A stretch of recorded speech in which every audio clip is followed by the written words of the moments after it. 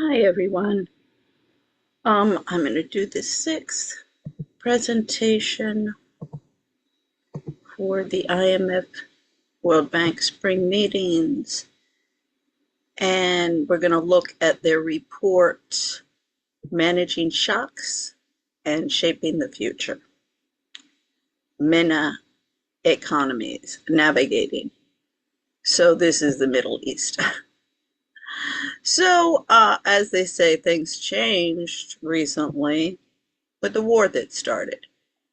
So, let's just make sure, oops, that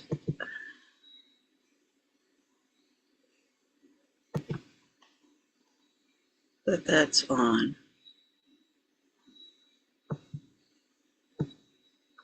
I forget sometimes to turn on the audio.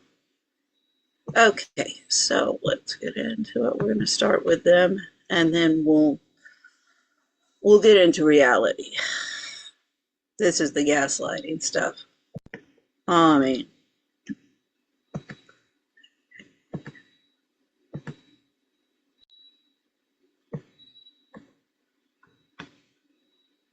come on.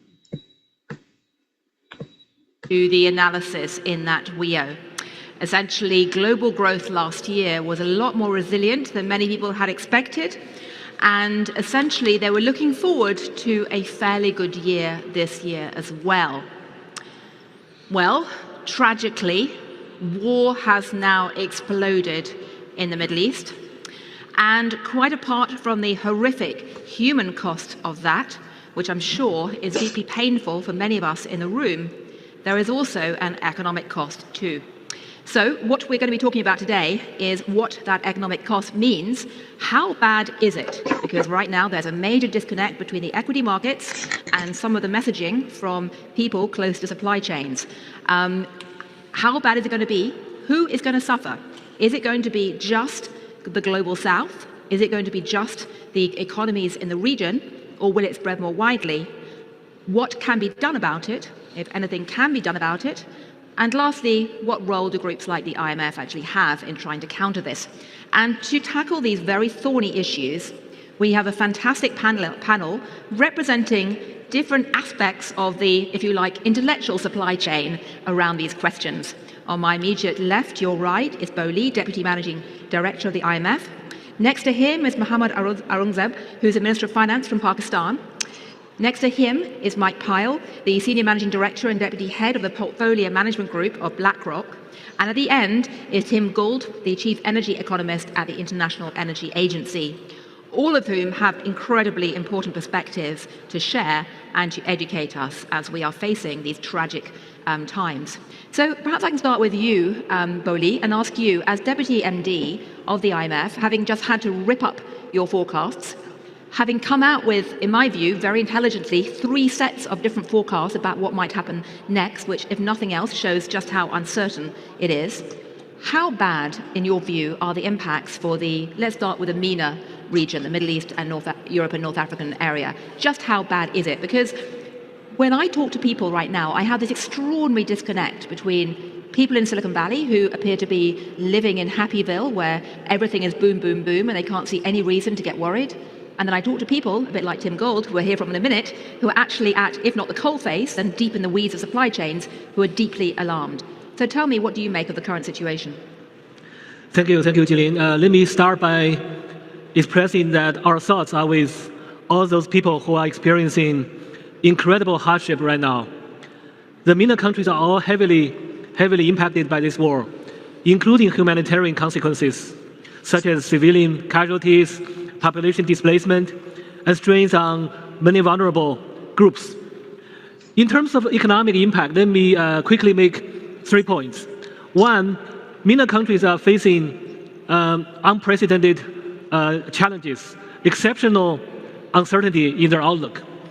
Even if we see production and export normalized by the middle of this year, the MENA economies, their growth outlook are already severely impacted. For those countries most directly affected, their output will remain below their pre-war trends. for the near term and also for the medium term. That's number one. Number two, the impact on the MENA countries are also very uneven, very asymmetrical. For those oil exporters directly impacted, they will see disruptions to their output, to their production, to their export, and those impact most likely will outweigh the benefits of higher oil price. For oil importers, they're going to face higher energy and food prices, which will erode their purchasing power, worsen their trade balance, and strain their public finance. For low-income countries, for fragile states, they are particularly vulnerable because their reliance on import of energy and fertilizer, because of the high food insecurity, and also because of their limited fiscal space. Number three, in terms of their global impact, the impact of this war is certainly not limited to the MENA region. As the managing director eloquently elaborated last week at her curtain raiser, we see three channels of this war that could impact the global economy, including on energy price and supply chain, on inflation and inflation expectations, and also on financial conditions. And this high uncertainty also produced three possible scenarios, which we outlined in our World Economic Outlook, which was released earlier this morning. And in those three scenarios, we can see that all paths leads to higher price and lower growth, and slower growth. And with that, I want to give the floor back to Jillian and also to other panelists. Right, so to paraphrase, it's going to be bad. We don't know whether it's going to be slightly bad, very bad, or extremely bad, but either way, there's... Yeah, that's kind of exactly what I was thinking. This is one of the problems with this, with these guys over at the IMF and World Bank. Michael Lewis, the author of The Big Short, really outed out the IMF in his one-on-one meeting with Christine Lagarde in 2016, because he said that his first job interview after graduating from London School of Economics was with the IMF. And he said it took the staunch German and him about 5 minutes to figure out, both of them, that wasn't the place for him. Because the place, when I worked there 7 years, everybody walks around with their heads down. It's everybody walks around on eggshells. Sexual harassment is horrible. We saw that with the Dominique Strauss-Kahn when he was arrested. He was the managing director when the financial collapse happened in 2008. He really launched a quantitative easing and getting in bed with the central banks, policies and practices that really have remained at the IMF ever since. So, they're in bed. They're right next to the White House. And nestled between the White House and my alma mater, George Washington University. So, we're going to jump over this quickly because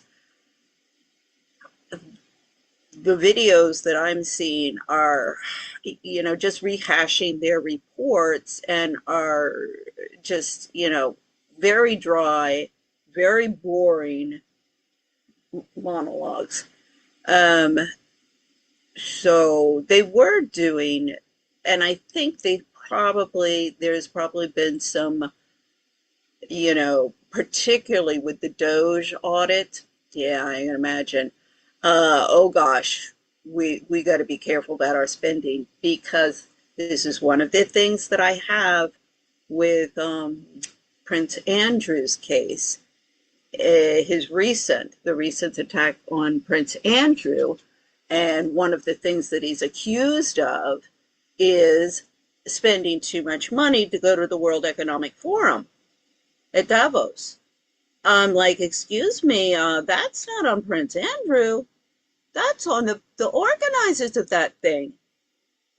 And I've been saying for years and years and years, the day the taxpayers find out how much these guys are paying the party hardy, jet set around the world so they can have their extramarital affairs in peace. I mean, they're all in their Epstein files. I've been for years and years, everybody's Epstein files. I'm like, I've been giving you the goods on all of these people for 15 years. My case started 20 years ago, my beef. It started with the courts. I'm not some, everybody, oh, you got to find either a new meal ticket husband or just kiss ass or have sex with your boss to get back in the game. I'm like, I don't think so. And this is going on. This is rampant in the IMF and the World Bank. But you can't find any of the labor law lawyers in DC to do anything about it. No, they're too busy doing the paperwork for all the immigrants, rich and poor. Yeah, so anyway, okay, well, I'm trying to think. Let's pop over to Didi. This young man, Didi got a podcast. We'll listen to him for, oops. Oh, it stopped sharing, sorry.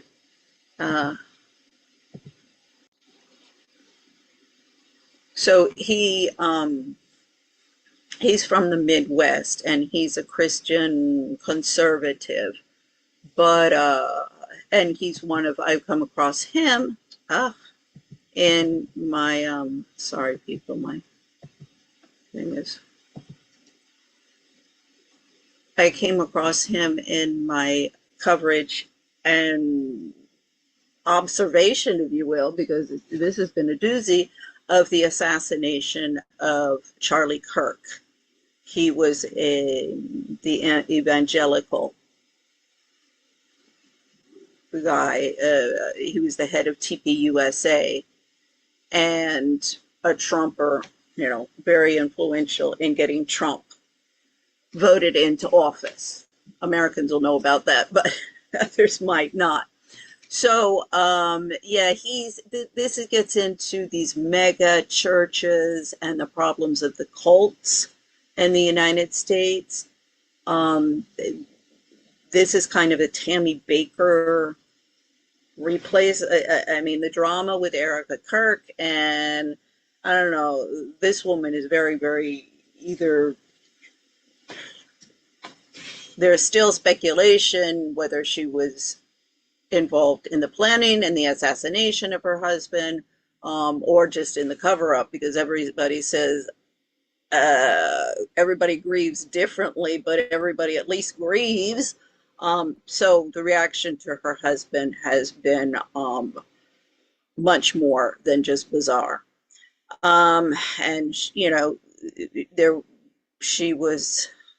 became CEO of the organization, and it's been falling apart ever since. And she's blaming this Candace Owens podcaster for it, and all of the podcasters,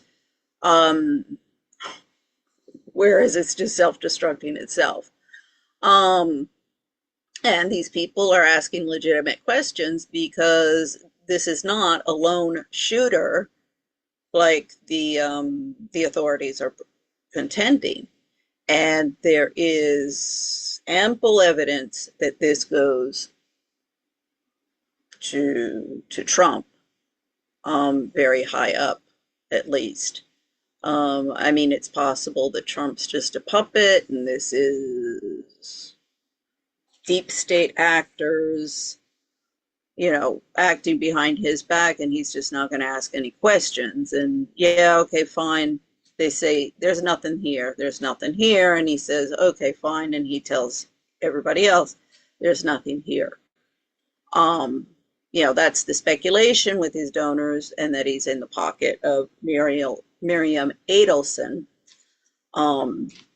who is in bed with the Israelis and Netanyahu, and an heiress of a Las Vegas casino fortune of her husband. once again, a honeypot. So, you know, this whole thing about who gives a shit who our men are marrying, and letting all the riffraff in of top models, actresses, etc., has not been a winning formula.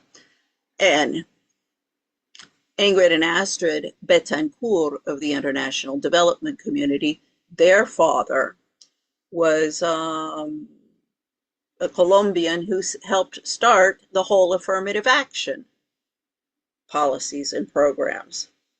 And I get burned by him, while Ingrid, after she was liberated from being kidnapped by the FARC in Colombia, she went to study human rights in Oxford.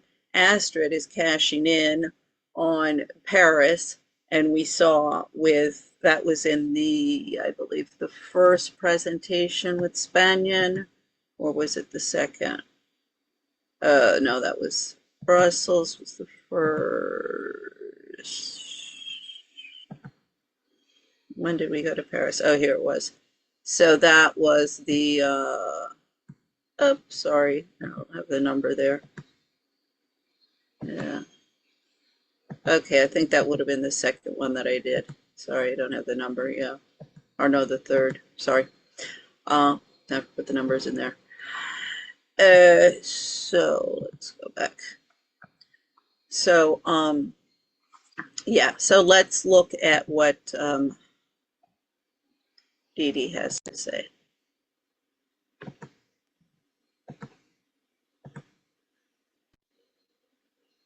All right, for sure. All right, y'all. I'm hop up off here. Appreciate y'all for tuning in. If you want to, I would highly encourage you go and check it out. 100%. Can we agree that it's toxic to push that narrative? Well, in today's video, we're going to be discussing the post that Donald Trump shared and then would later immediately would delete it on Truth Social, of him depicting himself as quote unquote Jesus Christ. That's what people said that he depicted himself as. He got a lot of backlash for it. And we're going to get into that. Before we get into that, I want to show you all something. So as of tonight, TPUSA posted this. They says, catch Vice President J.D. Vance and Erica Kirk tonight at the University of Georgia. I want you all to notice something here. Now, I've made, maybe 3 or 4 videos about J.D. Vance, Erica Kirk, what I believe the plans may be for these two individuals. I've also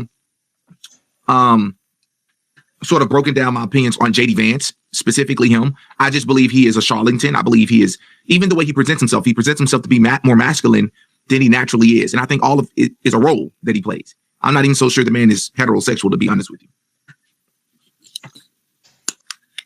So,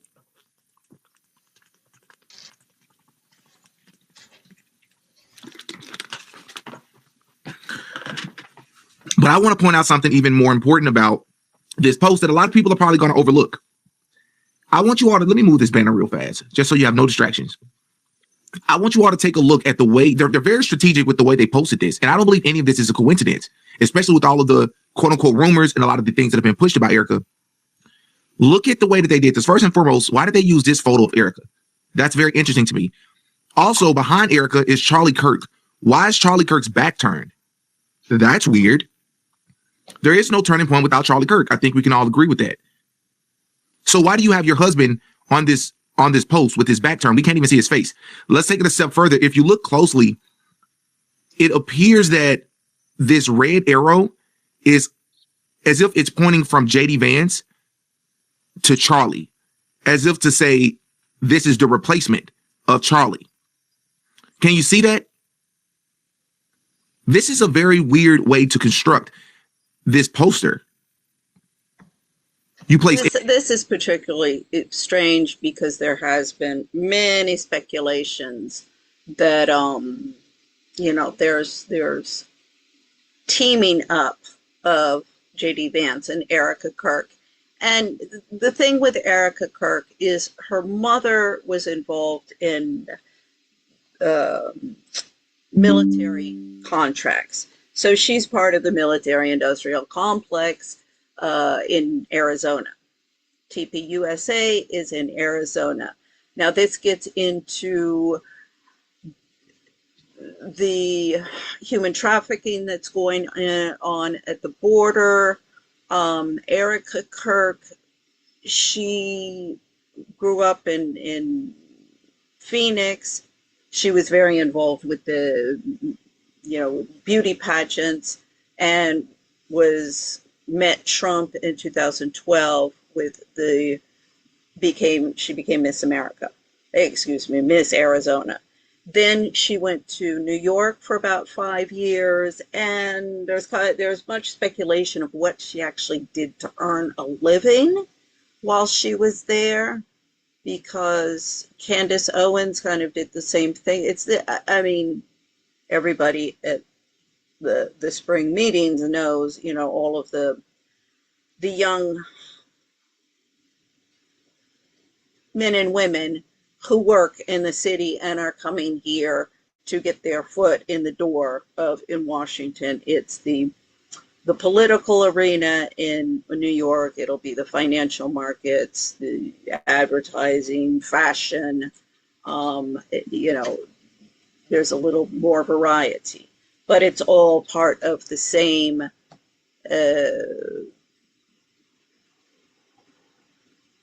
lifestyle of the rich and famous, concentration of wealth of the 10 percenters into the hands of the 1 percenters, because if the 10 percenter economists, lawyers, accountants, etc., were not aiding and abetting the concentration of wealth of the oligarchs, well, then they wouldn't be able to do it. So this is why it's so important to have some sort of moral authority within the upper crust, the ruling elite. And I'm from Tucson. I grew up there until I was 14. Then we moved to England. And then we moved back to the United States. My parents, Louisiana. I went to boarding school in Virginia. Foxcroft School. It's a school famous for all of the robber baron heiresses attending there. Oh gosh, I'm getting some sort of little pop-up. Sorry. And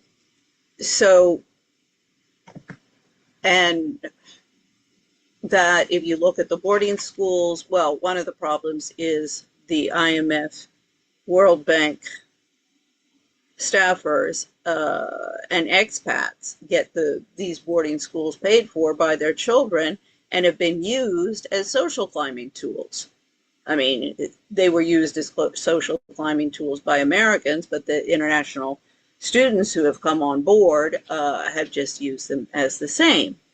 And in fact, 75% of foreigners who obtain PhDs in the United States stay here instead of going back to their country. And this has been the brain drain. The affirmative action, liberal immigration for rich and poor has been a catastrophe all around. And we have all sorts of human trafficking going on in various manners. The Erica Kirk, this is exposing the honeypots and how they get these honeypots to marry political wannabes.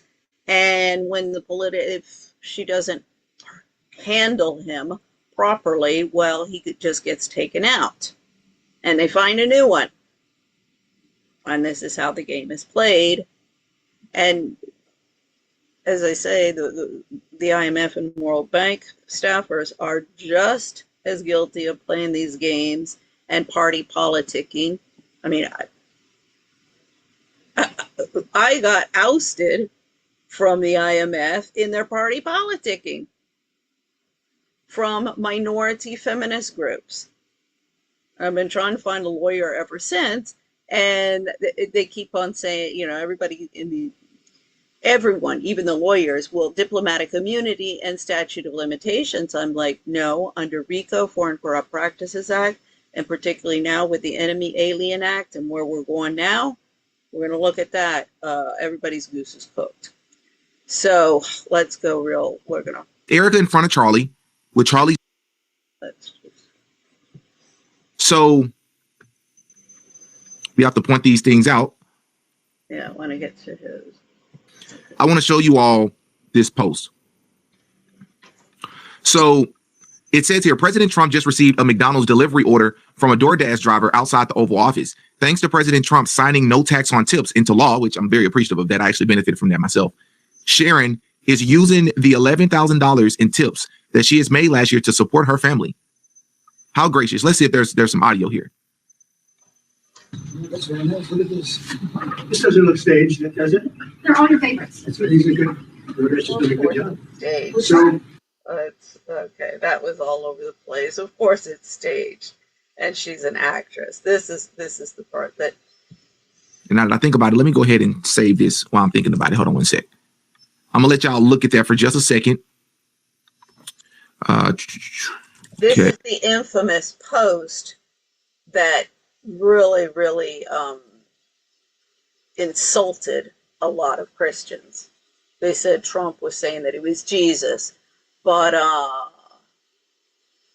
Dee has another take that's very interesting. Okay, sure. And I'm going to get this picture so I can. Because particularly with the TPUSA and Arizona case, they're members of cult organizations, and this has been going on in the U.S. for a long time. When I lived in Brussels, both of my children were born in Brussels, and this is the early 90s. And I remember there was the arrest of a man. He had these girls like behind a wall locked up, and the police even heard some girls calling, and they left, and eventually one or two was liberated, but others had died.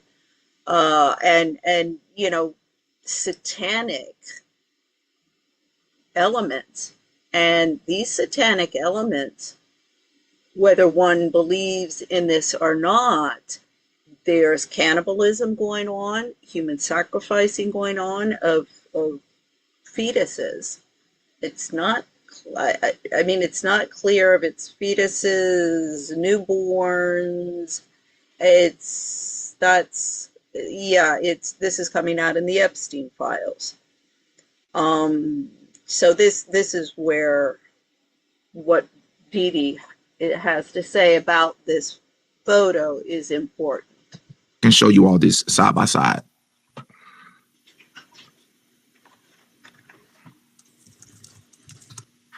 All righty, let's see if I'm able to pull this up. I think it takes a while like this. But this is actually not Donald Trump positioning himself as Jesus Christ. But before we get into that, I want you to notice behind Trump. What is that up there in the very center? I'll speak for myself when I say that this just reminds me personally of the Baphomet. The shape of it is similar to this. You see the Baphomet's head shape here with the horns, right? The shape of the goat's head is almost like an upside down triangle, right? It gets thinner to the base, almost like a 90-degree, like a 30-degree angle. And it spreads a lot wider, heading up towards, going out to the ears. That's what that reminds me of, that middle image right there for Donald Trump. Y'all see what I'm saying? Also, something else I noticed about this post is the person that Trump is allegedly healing. To me, I'll speak for myself. That person looks a lot like Epstein. And once you see it, it's kind of hard to unsee it. Of all the images they could have used, they decided to do someone that has a very similar phenotype to Jeffrey Epstein. Do you all think that's a coincidence? No. There's a lot of images you could have used. You use somebody that looks similar to Epstein. Almost as if to say this is him healing or protecting the Epstein class, right? So anyways, Donald Trump would actually go on to remove that post. He deleted it. and he was actually questioned about the post. And I want you all to first take a listen to what he said about the post. President, did you post that picture of yourself depicted as Jesus Christ? Well, it wasn't depicted. It was me. I did post it, and I thought it was me as a doctor, and had to do with Red Cross as a Red Cross worker there, which we support. And only the fake news could come up with that one. So I just heard about it, and I said, how did they come up with that? It's supposed to be me as a doctor, making people better, and I do make people better. I make people a lot better. As an example, the 11,000. I understand your husband's going through treatment. Yes, sir. Yes, sir. He's going through Yes, some sir. very serious cancer treatment, so Yes, sir. this goes a long way. Yes, sir. It sure does.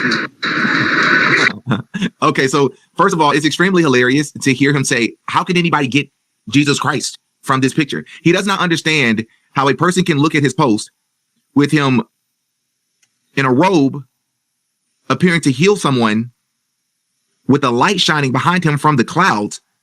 He doesn't understand, with these people looking up to him as if he's this huge figure. He doesn't understand how people can look at this and depict this. It's laughable.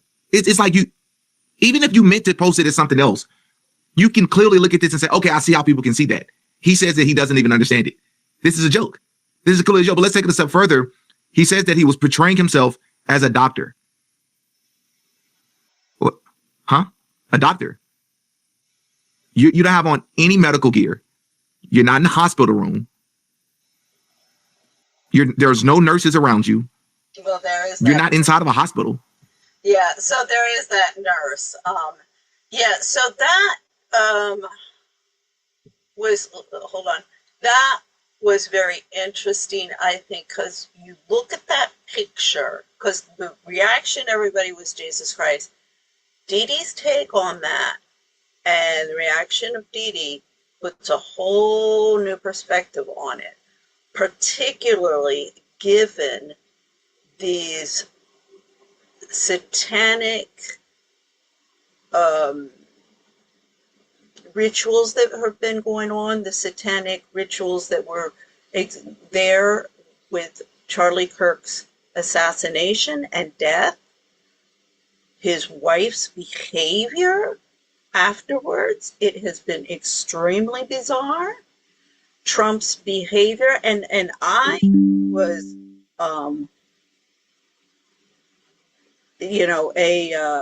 sorry, I keep on having this pop-up come up, and it's a new pop-up. I was not a supporter of Trump. I mean, Trump is your typical frat boy who's hanging out with Jeffrey Epstein, if not Jeffrey Epstein. No, I mean, okay, he's not, he was hanging out with Jeffrey Epstein, but that is the, the Wall Street golden boy that took over from the Madison madmen of the 1950s and 60s, that has been at the root of the problems of this country since the 70s. And it's been getting worse and worse and worse and worse and worse and worse and worse. That's, everybody's leaving New York. They says it's terrible. Apparently Mondami's not as bad as everybody thought he would be. However, Trump's behavior since this summer has just become increasingly erratic, and he's completely gone off the rails in the past couple months. And I mean, it should be of concern for everybody in the world, the international community, particularly, because America is in a decline, but it still is a military and economic powerhouse and leader in the world. So, and with everybody got their nukes all over the frickin' place, Houston, we got a problem. And everybody has to stop saying, I don't want to be involved in any unpleasantness. I mean, I strenuously advocated for Bobby Kennedy in his 2024 presidential bid. I want some answers from Tony Lyons. Why did he not? I mean, my Lord, if I had exposed everybody in Washington for who and what they are, including Bobby Kennedy's sister and cousin and all of the ladies in his family who spit on him out of pure spite and jealousy. Bobby had the same platform as what got his father and his uncle killed. And so maybe that was, well, let's just appease Bobby and we'll put him in the race, but we'll make sure that he doesn't win. That's where Tony Lyons comes in, his daughter-in-law, CIA daughter-in-law, Amaryllis Fox. And here we are. God, I mean, everybody's so busy going to frickin' parties and meetings and conferences like the spring meetings. Okay, so let's listen to... Pope Leo has expressed problems with the war in Iran, says that we should be peacemakers, been very vocal. The president took to Truth Social saying Leo should be thankful because, as everyone knows, he was a shocking surprise. He wasn't on any list to be Pope. Was only put there because the church, because he was an American, they thought he would be good, best way to deal with President Donald J. Trump. If I wasn't in the White House, Leo wouldn't be in the Vatican. Just wondering, as a Catholic, how you consider this Truth Social post, and then the post of the picture, which a lot of people took as the president posting a picture of himself as Jesus. He later said that he posted it as thinking as a doctor saving people. I thought it was me as a doctor, and had to do with Red Cross as a Red Cross worker there, which we support. And only the fake news could come up with that one. But it really caused a kerfuffle, Mr. Vice President. I'm just wondering what you make of all of this, and whether it's what you think of this back and forth with the church. Well, first of all, Brett, I think the president was posting a joke, and of course he took it down because he recognized that a lot of people weren't understanding his humor in that case. I think the president of the United States likes to mix it up on social media, and I actually think that's one of the good things about this president is that he's not. See, my question is, okay, is J.D. Vance part of this cult group? And to what extent? We have Congressman Andy Biggs. We do have testimony against him, Jim Jordan, Trump. So the question becomes J.D. Vance. I mean, this is serious, people. I mean, my only defense living abroad for 20 years amongst the Europeans when they would criticize who we were voting into office was like, well, you guys are doing the same shit. Filtered. He doesn't send everything through a communications professional. He actually reaches out directly to the people. Hold on. Bro, hold on. J.D. Vance is one of the biggest obvious psyops in political history. I mean, I literally just see right through the guy. It has nothing to do with politics. I just look at him and I say, okay, they have him going with the beard. They shaped him up. They slimmed him down. They've literally packaged and rebranded this guy. He's changed his name so many times, for those of you that don't know, so that he can fit into this pocket of what a politician, an American man, the quintessential white American man is supposed to look like. He's rebranded himself as that. He used to hate Trump. And now Trump is doing something that Trump has always done, which is not a good thing for a president to be doing, bypassing, overstepping a communications team, right? Where they can filter and help you with these sorts of deals.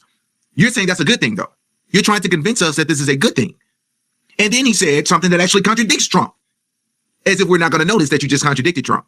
You said that Donald Trump posted this as a joke, but the American people didn't see it that way. Donald Trump didn't say he posted it as a joke. Donald Trump said that he was depicting himself as a doctor, which literally makes no sense. But you already know that. This is called damage control. And this is just surface level.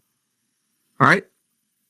And I want to show you all a funny response that somebody gave to this post. Let me show it to you. I thought this was hilarious, man. I thought this was freaking hilarious. Let's see here. Where is it at? Someone said, how did people not know this was Trump as a doctor? Number one, there's a hospital in the background. Number two, he has one of those lights the doctor sticks in your ear.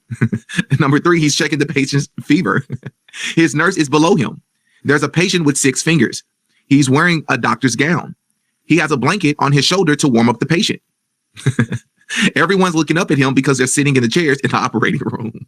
And obviously this is sarcasm. There's none of that in this post. This is, I mean, laughable.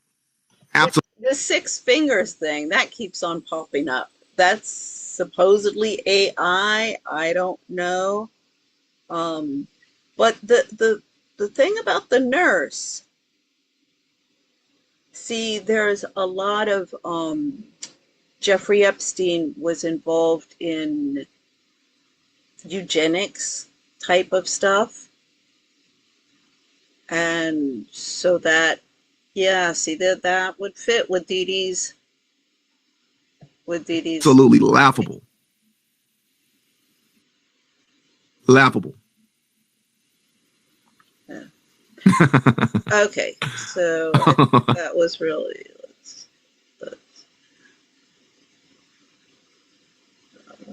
I think. Oh, here, get into the tarot stuff. That video was heavily shadow banned when I posted it. And once you watch it, you'll quickly understand why. Well, the thumbnail of this video, in the very far left corner, you see this yellow background with this person wearing this red and white robe. Well, let's make that a little bit closer so you can understand what this is. This is why I call Trump, even in the Illuminati card game video, the Dark Magician, because that is the role that the Dark Magician is playing, right? Now, does it make sense? It's literally the exact same outfit. In that video from 8 months ago, this is the card we talked about. Part of the reason we talked about this card, move this banner. Part of the reason we talked about this card was because a woman by the name of Sabrina Abramovich, who is a witch, quite literally,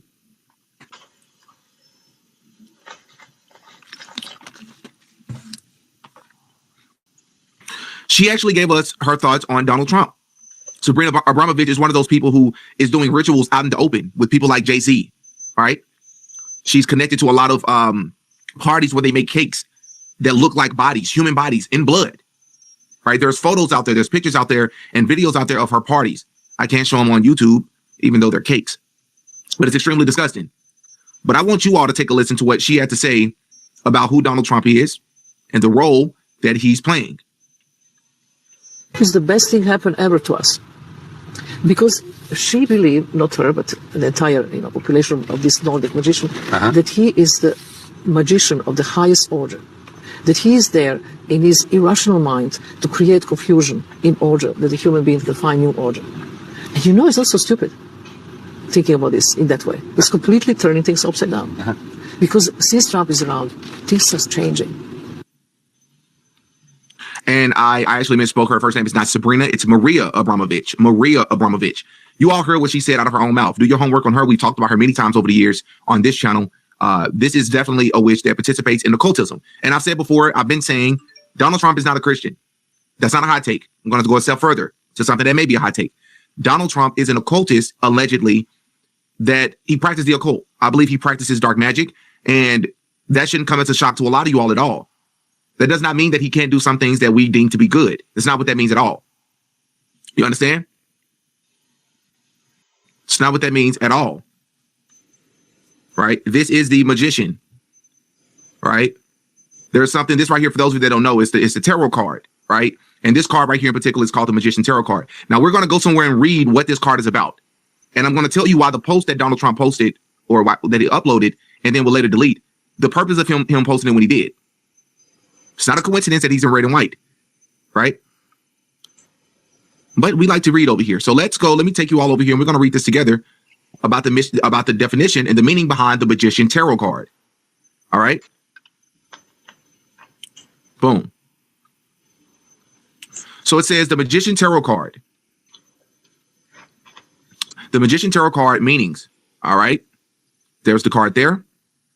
All right, as above, so below. You see that one hand up in the air, one hand down. That's as above, so below, which is, once again, the Baphomet. That's Freemasonry, duality. We see the pentagram here on the table, but let's and it says magician at the bottom. Let's read a little bit about this card. This is extremely important, and it's going to help you understand why Trump posted what he did. It says the Magician Tarot card represents manifestation and turning ideas into reality. He is the first archetype the fool encounters in the major arcana or arcana. And he brings the message. You already have everything you need to begin. Now is the time to take focused action. On the card, the magician stands at an altar. surrounded by the four suits of the minor arcana: the wand, cup, sword, and pentacle. Every symbol on this card speaks to creative force, alignment, and personal power. These items, for instance, are used regularly in witchcraft and magic and represent the elements fire, water, air, and earth. The magician points his right arm and hand towards the sky and his left towards the earth, embodying the Hermetic principle: as above, so below. All right, gonna read that again. The magician points his right arm and hand towards the sky, and which Trump was in the sky, by the way, and his left towards the earth, which that can, from the picture that Trump posted, and I'll bring it back up here in a moment. The people, to me, how I interpret this, the people are from earth. Trump is in the sky. That's as above, so below. They're alone, right? Embodying the Hermetic principle: as above, so below. Above his head is the infinity symbol, signifying limitless potential. You'll see this again on the strength card. He also wears a white gown for spirituality and a red cloak symbolizing will. All of this represents his connection between the spiritual and material worlds and his ability to take an idea and manifest it into reality. All right. So the magician keywords: upright keywords is manifestation, possibility, willpower, skill, personal power. Reverse keywords: manipulation, scattered energy, illusion, misuse of power, self-doubt. Keep that in mind. We're going to come back to that. So the magician, all right, here's the card here. All right. It says upright. This stands for manifestation, personal power, skill, resourceful, infinite potential. But when it's reversed, it means not using the talent, not using your talent, ignoring your potential, manipulation, getting in own's way, trickery. Why is this important with this card? We're going to come back to that in just a moment. Upright magician tarot card meaning: the magician arrives in a tarot reading when it's time for you to act. You took the leap with the fool and gathered the tools of knowledge, resources, and intuition. Now you're ready to bring your vision into form. This card is all about focused manifestation and using what you already have to create what you want. Okay? This is not a time for passive wishing. The magician encourages you to align your thoughts, words, and actions with your intention. The universe will meet you halfway, but you must take the first step. Okay? Career and finances. Career-wise, the magician suggests a powerful time for creative pursuits, launching new ideas, showcasing your talent, or stepping into leadership. You have the tools. Now show the world what you can do. This is a card of visibility and influence, right? But the reverse magician tarot card meaning is when the magician appears reversed. It often indicates either you're not using your power or you're using it for self-sabotage or in an ineffective way. It also can indicate a lack of focus, scattered energy, and self-doubt in your abilities. The reversal can also point to manipulation either by you or someone else. Why is this important? Well, I'm going to show you why this is extremely important if I want to act right. All right, so this is important because I have reason to believe that Donald Trump, as I just said, practices dark magic. And one could even go as far to say Satanism. What does, quote unquote, the devil, what does, quote unquote, Satan like to do with anything that is of God? He likes to do the opposite. He likes to flip it upside down, right? So if this card, as we have already established from the reading that we just read, if it typically means or stands for manifestation, personal power, skill, resourcefulness, or infinite potential, when you flip it, right? When you take something and you do the opposite or you reverse it, right? Not saying so that this is not misconstrued. I'm not saying that this card in its original state is of God. But what I'm stating is what you're supposed to be doing in an upright sense, you are reversing that. And so that results and I want to make sure you all can see it as I read it. And once again, and you not using your talent and you ignoring potential, manipulating people, getting in one's own way, trickery, right? Or as it says here, self-sabotage, which many people, when they look at Trump's behavior since he's been back in the White House, that's exactly what's been taking place. Self-sabotage, right? Being ineffective in many ways, confusion, scattered energy, a lack of focus, self-doubt in your abilities. Okay? So that's what this picture here is about. It's not Jesus Christ. It's the magician. It's Trump showing you that he is indeed the dark magician. All right. So just like we discussed in this video here, 8 months ago, in the bottom left corner. And interested, if anybody's interested in that theory, that I mean, it definitely would explain his behavior. I know even Tucker Carlson, he interviewed a Catholic priest who does exorcism and is talking about these demonic influences, whether one believes in them or not. The people who engage in them definitely believe in them. And I mean, you know, when I was little, we used to read the horoscope. My sister, she was into numerology and stuff. I remember she was always coming out, oh yeah, this is this, blah, blah, blah. And I never had really take much stock in that. I'm more involved in, like, let's deal with things of the real world before we try and go to the spiritual world. So anyway, that is very interesting. Okay, let's go briefly back to these guys. We'll hold on.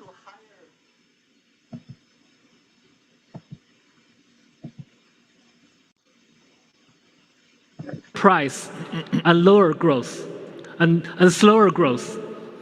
And with that, I want to give the floor back to Jillian and also to other panelists. Right. So, but see, these people, my point being, these people right next to the White House live in an imaginary world, in a wonderland of Alice. You got security all over the place. Oh, like every place else, they're beefing up its security instead of dealing with the problems within their own organization, or anything that these people are supposed to be dealing with.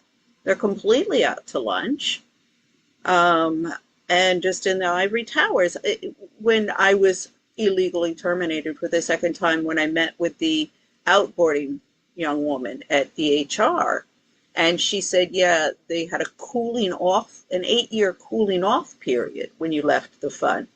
And I said to her, I said, hola, why would you need a cooling off period for people leaving the fund? She knew she made a gaffe. I mean, everybody in that department, I've been working on family court.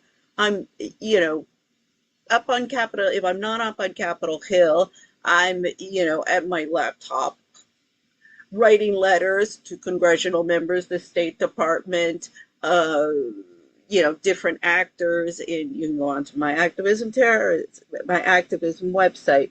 There's the War on Domestic Terrorism and Taking Back America for the People.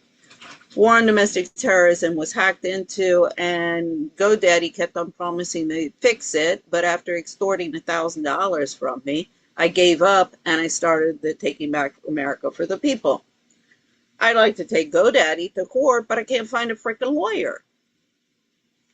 Now, we'll get into in later meetings the problems with the courts, and that's where the fundamental problems are, not all of these statistics that these guys and double talk that these guys keep on throwing around. So let's listen. Paraphrase, it's going to be bad. Yeah. We don't know whether it's going to be slightly bad, very bad, or extremely bad. But either way, there's not a lot of good news to go around at the moment. I should say, I don't think I've actually seen the IMF WEO come out with 3 different scenarios in quite such clear form, which does reflect the fact that we are facing extraordinarily uncertain times and pretty scary ones. And of course, you, Minister, are on the front lines of this because you are both very close to the fighting. In fact, you just played a very critical role in hosting the peace talks, so congratulations on that occurring without incident. But you are also directly impacted because you are very heavily reliant both on energy imports. If nobody had started a war, we wouldn't have needed the peace talks. No? Good. And agricultural imports like fertilizer. Tell us how you see this current situation. Is it bad, very bad, or extremely bad? Which are you more concerned about, the food aspect? The fertilizer comment is not totally wacko, because I think it was Valhalla, the Valhalla podcast, that was going over that, and it's not just the oil of the Straits of Hormuz. That, in fact, is minor compared to other chemical stuff coming out of there. I mean,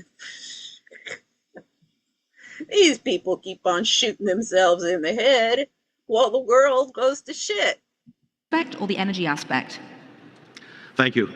It's a pleasure to be here on this panel. A month and a half into this war-like situation, what we are dealing with at this point in time is the first order impact. So our focus right now has been the procurement of the molecule, whether it's crude, whether it's more gas, whether it's diesel, aviation fuel, LPG, and then associated pricing and logistics. Because even if the molecule is available, if one route, it used to take 4 to 5 days, now, say for instance from Yanbu, it will take 15 to 20 days. So those logistics have to be kept in mind as we sort of negotiate this discussion. The other thing which has been quite critical for us is how do we deal with the price transmission. So in the first 3 weeks or so, because as you rightly pointed out, and as the DMD also pointed out, I mean, the first 3 weeks, we didn't know it was going to be 1 week, 2 week, 3 week. So we tried to protect our citizenry in terms of giving or doing no transmission whatsoever, except for one particular intervention. And we sort of went with a blanket subsidy discussion, but we kept it fiscally neutral in terms of what we could do in terms of cutting our expenditures, whether it's our public spending, whether it's the cut in our, cabinet ministers, the fuel which had to be brought down in terms of the costing, etc. But as we moved on, the reality was, I mean, you are dealing with a limited fiscal space. Although we came into this crisis with good buffers both on the fiscal and external side, but when you don't know where it's going to end, so we had to move towards full transmission with targeted subsidies. And the targeted subsidies which are now in vogue are for the two-wheelers, for public transportation. You mentioned agriculture, because we are right now into the harvesting season, and diesel is a very important component and enabler of that. So we're especially protecting the small farmers who have 25 acreage and less. So that's where we are at this point in time. I think what in order to deal with the war, they're getting into protection measures for the population.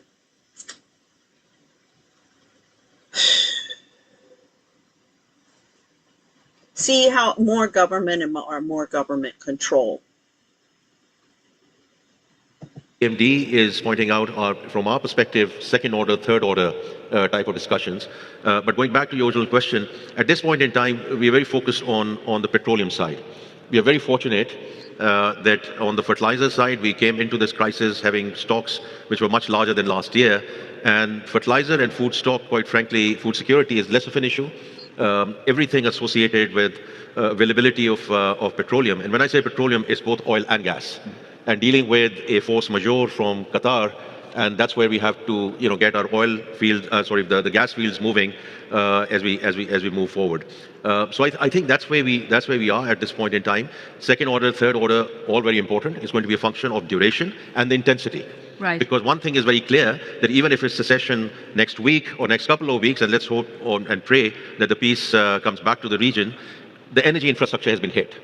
So it'll be weeks, if not months, that we get back into normalcy. So we are looking at inflation, we're looking at GDP, we are looking at elasticities vis-a-vis our exports and remittances, our fixed income flows, etc. But as of now, if it's of short duration, we will manage. Right. Well, before I turn to Mr. Pyle, I should say, firstly, congratulations for either being previously. I don't know whether you had any premonition. See, one of my big problems is the Middle Easterners who have come to the West. This includes Amal Clooney, not just the people that I knew at the IMF and who were going to pick a fight with the white privileged American and bully her and harass her and discriminate against her and then finally fire her after 4 years. That's Sharmini Curry, Adrian Thapa. Sharmini Curry's from Sri Lanka, Adrian Thapa, India. Let's see, there was Egyptian in there. Just a whole group of Middle Eastern women who, and then Kalpana Kochar, who was the head of the IMF HR department. Now she's over at the Bill Gates Foundation. She got on board. And I'm like, ladies, don't do this to me and don't pick a fight with me. I'm at on the front line of the battlefield with the feminists here in Washington, D.C. So if you want to take on the feminists that they're sending over to the Middle East to degrade women's rights, because that's what the feminists are doing, all of this women's rights stuff, the UN Women has jumped on board, the IMF, the World Bank, they've all embraced the woke feminism with a vengeance. And that's why the feminists in the organization thought they'd attack the opting in, white privilege American who had been canceled by her family and friends because she wants to get rid of all the corruption that all of the staffers in the IMF and World Bank want to maintain, because it's keeping them in power as much as everybody else in Washington. They need to be drained from the swamp as much as everybody else. Now, why I am not getting any assistance, from Trump and the Republicans and the MAGA Make America Great Again, is starting to make sense. Let's listen to her. About what was coming, or just got very lucky there, but that's clearly very helpful. In terms of the fuel aspects of it, are you anticipating rationing? Because we've already seen signs of that in the Philippines, and there's clearly going to be a need for some form of demand destruction if this doesn't stop soon. Yeah, no, I think we have been dealing with this, with the context, because we are obviously looking at what's going on in Southeast Asia and South Asia in general. So far, we have stayed away from interventions at the gas stations and at the petrol pumps, because what we've seen is it has led to law and order situations in other countries. And if demand destruction can be done through price transmission, price transmission combined with targeted subsidies, from our perspective, that's a much better way to go than going into price transmission. That just means that so they won't notice it at the pump when they go and fill up their car, because that's what everybody concentrates on in these things. They forget all of the other things. All they think about is their gas price to put in their car. So what did the policymakers do? Oh, okay, we'll keep it down there and we'll just get them to pay elsewhere. Into rationing. But again, I have to, put an asterisk there. It all depends how long this goes and how far this goes. But your point about fertilizer, Mr. Jihad Azur actually about 2.5 weeks back, and we are very grateful to him. He organized a meeting, a Zoom call or virtual call with the finance ministers and the central bank governors. And I'll be very honest with you that while we were very focused because we are dependent on petroleum going through Hormuz, I did not realize the kind of percentage. They organized a Zoom call with all these central bank governors. We're going to bring the central banks in. More manipulations of the markets and concentration of wealth. The central banks, they're out of control. And what they have been used for, they lower, because basically what their main tool is the interest rate at which they lend money to banks. And we got to lower it so the banks can get a better rate and more money to inject into the financial system. But it's completely devaluated the dollar. Well, the dollar, but this is what it does everywhere. The same manipulations they have been doing in the United States, they're doing everywhere. And he just admitted all of these central bank governors are colluding, and how they're going to keep this up and how they're going to take advantage of what's going on with the war in the Middle East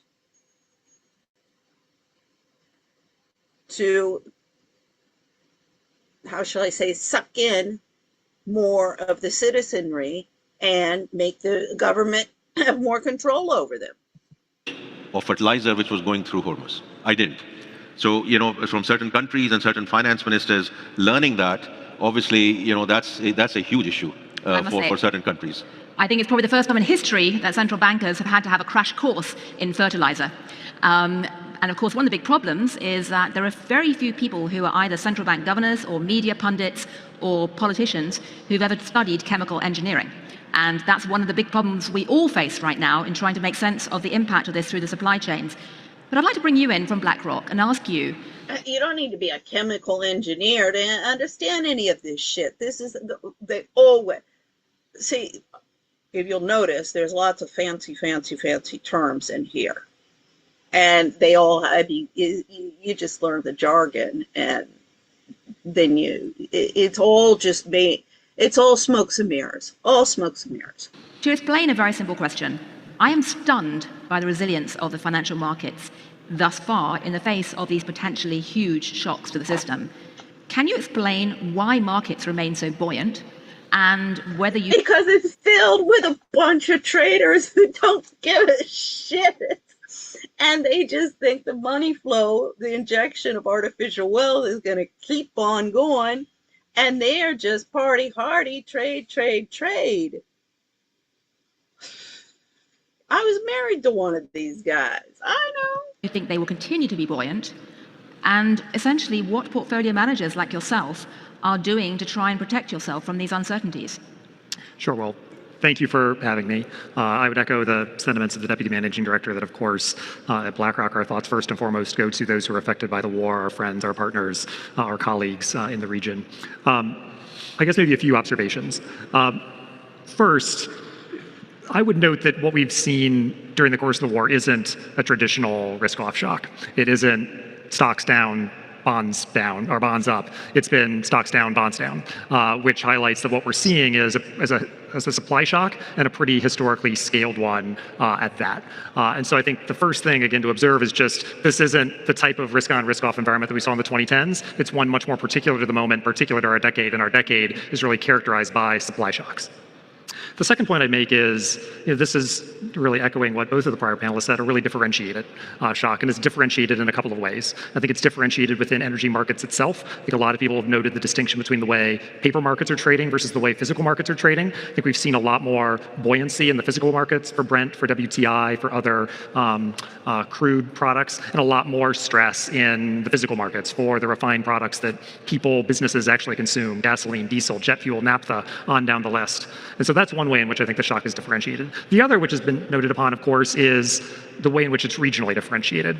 And I think this gets to some of your question, Jillian. BlackRock, we estimate the overall global growth impact is on the order of 20 to 30 basis points off of global growth, should we see hostilities hopefully continue to move towards de-escalation. But that's very differentiated. It's probably half a percentage point off of GDP in Europe. And in Asia, on average, it's probably 30 to 40 basis points, but with wide variation from Southeast Asia, South Asia on one end to China on the other. The US, probably only a tenth or so off of growth, I think reflecting the fact that the US, for a range of reasons, is relatively insulated. BlackRock, blah, blah, blah, blah, blah, blah, blah, blah, blah. Don't worry. Keep on sailing.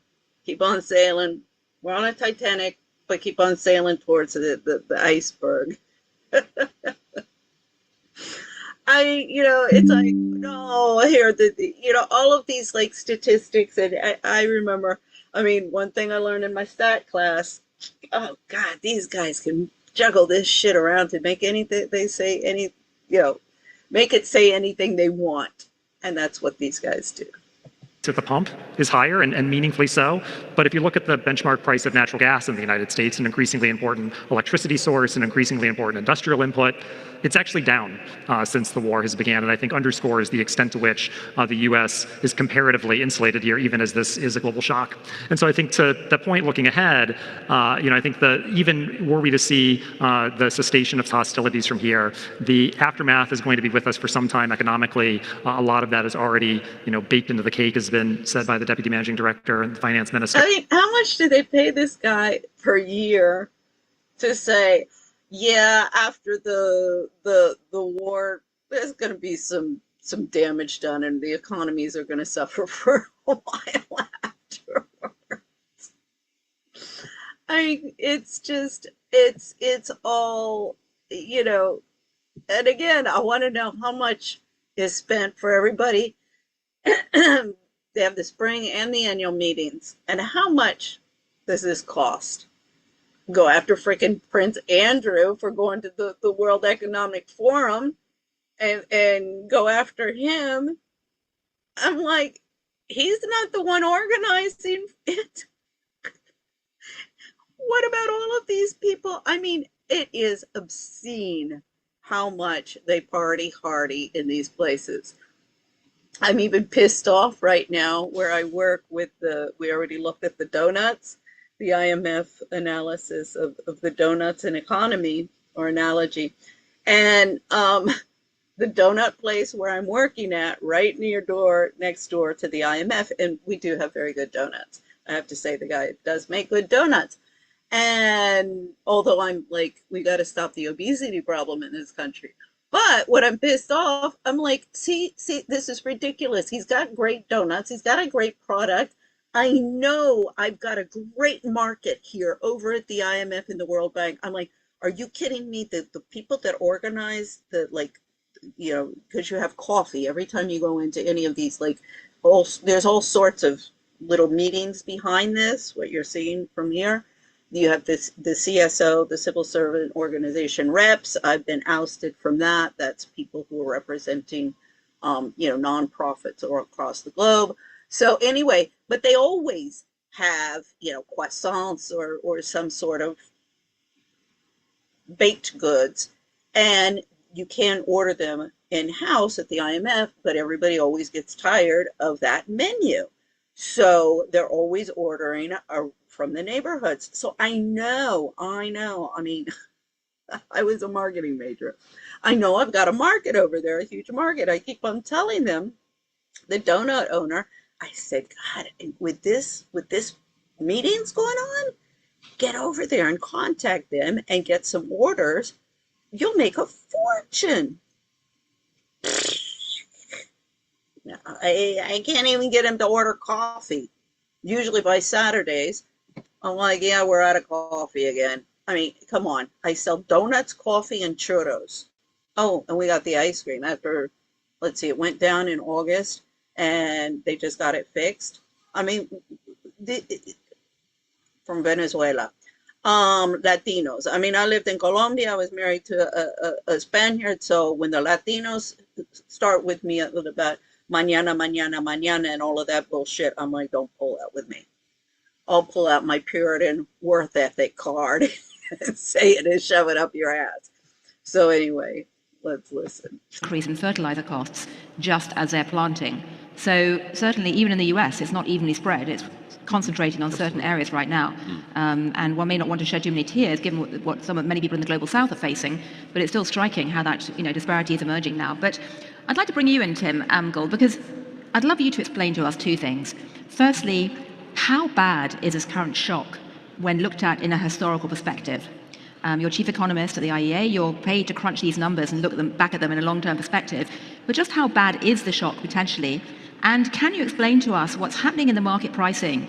Because it looks very odd compared to normal pricing, both in terms of the discrepancy between the paper and physical markets, but also words like backwardation and contango, which aren't usually tossed around, are now incredibly important. So give us a very quick explanation of just how bad it is and why the pricing looks so utterly weird and funky. And by the way, it's a very practical question to ask, because one challenge that all the media faces right now is which price should they be telling the audience about? Traditionally, we've been talking about WTI and Brent. In many ways, that's the very worst price to be looking at right now, even though that appears to be the price that, say, the White House is looking at. So you can add that one as well. What would you tell your media friends about what they should be actually putting in their diagrams right now? Well, thanks very much, Gillian. And I think first question was on the magnitude of the shock. Yeah, how bad is it? I mean, when we think of those types of shocks, we often think back to the 1970s, 1973, 1979. Oil market was much smaller then, but roughly in each of those cases, we were losing around 5 million barrels a day of oil. Today, we're losing 13 million barrels a day. So that's the latest numbers that we have from the IEA. So Gulf producers were bringing around 24 million barrels of different oil products to market in February. There's been a very successful ability to bring some of that to market through bypass routes, the East-West pipeline in Saudi Arabia, the pipeline to Fujairah in the United Arab Emirates. But because of 20 of those 24 were going through the Strait, and those flows have obviously collapsed, we've gone from 24 to something like 11. That is extremely serious in a historical perspective. And let's not forget also that this is a natural gas crisis, because whereas we have bypass routes for oil, we do not have anything similar for gas. So all of the LNG that typically comes from Qatar and UAE to market is locked away in the Strait. And indeed, the main production facility at Ras Laffan has shut down, and there's some damage to some of the two out of the 14 liquefaction trains there. So the effects of that have been felt with a time lag, because as the minister pointed out, in crisis situations, distances matter, logistics matter. So it's 5 days sailing from the Gulf to South Asia. But effectively, throughout March, we had cargoes, pre-conflict cargoes, arriving in different destinations around the world. And the last of those cargoes are reaching their destinations right now. In fact, we had a big picture on the front page of the FT yesterday showing one of those last cargoes docking, which gives a sense of drama and foreboding. So that what happened in March is not necessarily representative of the nature of this shock. Right. We will see much more severe impacts in April because that flow of cargoes is drying up now. Now, onto your second point on prices, which ones should you be paying attention to? So obviously we look at different price markers. The ones that we look at most closely are some of the refined product markers, because those have responded much more than Brent and WTI. Look at diesel, jet fuel in Northwest Europe, but look at jet fuel in Singapore. Jet fuel in Singapore a few days ago was trading very close to $300 a barrel. So looking at the refined product prices that consumers actually end up feeling, I think is probably one of the best ways to have a sense of where we're at. And then when it comes to the different crude price markers, as Mike mentioned, there's some real tightness in the markets for physical delivery. So North Sea dated, you've seen $130, $140 per barrel. And I think those are the ones where you really feel the strains on the current supply situation in world. And so give us a quick primer in what backwardation means. So the next time we have a conversation with our bosses or at a dinner party, we can sound really smart. And why does backwardation matter? Yeah, see, as I said, it's just learning the jargon, so at the dinner parties you can appear really smart. That's it in a nutshell. So backwardation matters because it's a signal to the market about essentially what you should do with your inventories. And the backwardation, you're having very steep backwardation at the moment. So what does that actually mean? Your front price, your front month price is much higher than the prices for deferred delivery. And what that means is the market is screaming, we are short barrels now. Use your inventories. Try and bring us barrels to the market as soon as you can. And that's in fact what you're seeing in markets. Inventories have come down quite sharply this month because of that shortfall in available deliveries from... Yeah, so it means spend down your inventories, but keep the supply going. Don't reduce your supply. You're always going to have some sort of inventory. Reduce your inventory. So that's from traditional producers in the Gulf. And just a couple of questions. Firstly, one of the things I learned when I was a rookie reporter at the FT is you should never use a number without a denominator, some sense of what it is a percentage of. So when it was 5 million loss in the 1970s, it's 13 million barrels a day lost today. What does that mean in terms of, are we looking at comparable terms percentage-wise, or is the shock actually bigger today than it was in the 1970s? So roughly speaking, the global oil market is almost doubled over that period. So, but the size of the shock is more than twice what it was. So even in percentage terms, this is a larger shock than the ones we had in the 1970s. So it doesn't translate all the way through into the impacts that we can expect. I mean, in the 1970s, you had a move essentially from around $3 a barrel oil to $12 a barrel oil, and then it stayed there. So that quadrupling of the price was a real lasting shock to economies around the world. I don't think anyone's expecting a sustained quadrupling in the oil price as a result of this shock. But still, the volumes involved are very significant, and that raises questions about the physical availability of supplies in different parts of the world. Well, once it goes up there, they might leave it up there. And, echoing a point that I think has been made, the effects are very asymmetric. So as always, as often is the case with an energy shock, it is the most vulnerable, it is the most exposed that feel the effects first, and maybe they're not the ones with the loudest voices in the international arena. Yeah, well, tragically, they're not the ones, who tend to be here this weekend or this week as well, and, therein lies the tragedy and the pain that many people are feeling. But before I turn to the other panelists, I'd like to throw it forward and ask, how do you think this shock is going to remake the global energy market ecosystem more widely? Are we going to see more demand destruction, more intensity of energy use decline further? Are we going to see a dash towards renewables or new forms of supply chains emerging? So I think it's going to change risk perceptions around certain geographies and around certain fuels. I think it would be natural if, as a result of this crisis, there was a sort of energy security mindset that attached a premium to resources that are available domestically. And renewables are widely distributed around the world.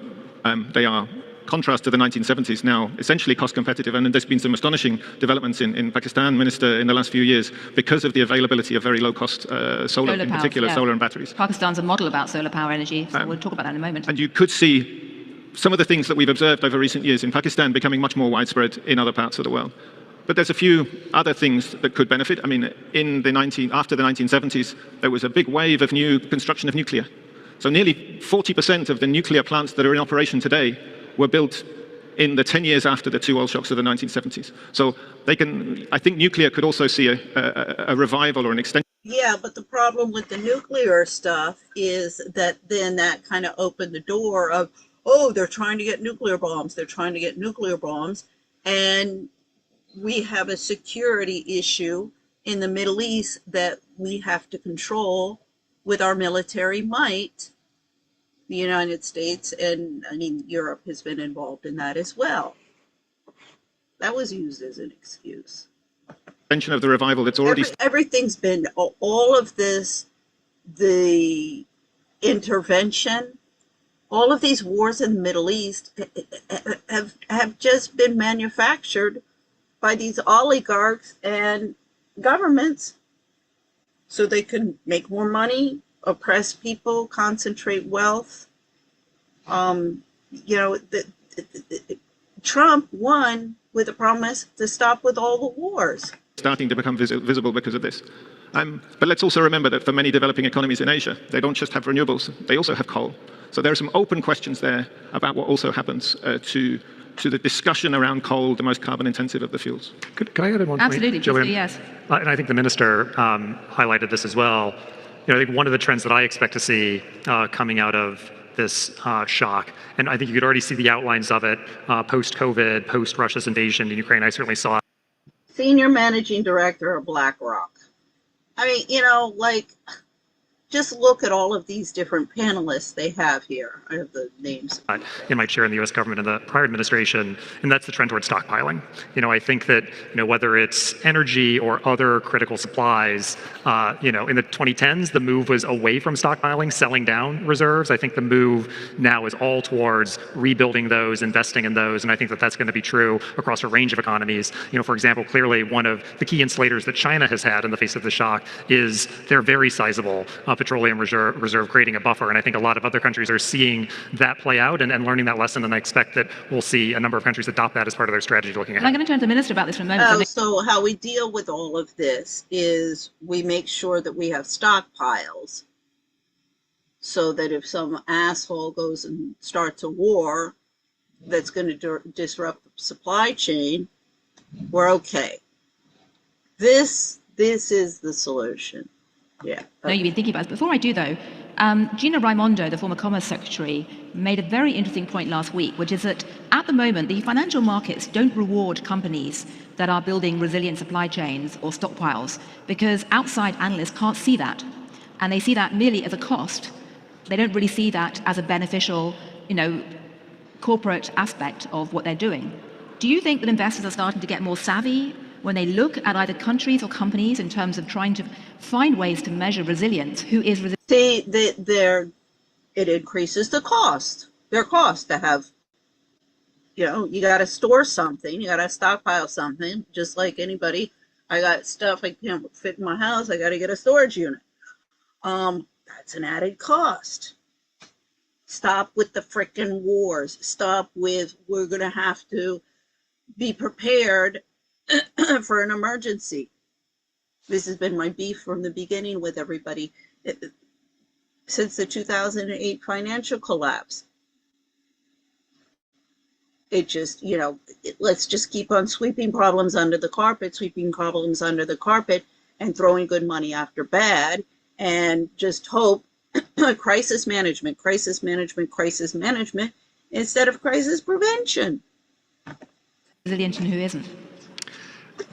Yeah, I mean, obviously, know and care for Secretary Raimondo a lot, but I might respectfully kind of take the other side of that a little bit, which is I think the degree to which the market in general has been more favorably inclined towards companies with high capital expenditures in recent years has changed meaningfully versus the 2010s. I mean, the model in the 2010s was capital light businesses spinning off high free cash flows and running just in time. I think today the market has been tending to reward companies with a much more significant capital expenditure footprint. Now, part of that is historic investments in technology and AI, but I think it shouldn't be undersold the degree to which some of that is investing in resilience. Too much money is being put into AI and IT technology. I mean, again, Trump has been promising this since 2016, bringing back manufacturing jobs. These economists are out to lunch.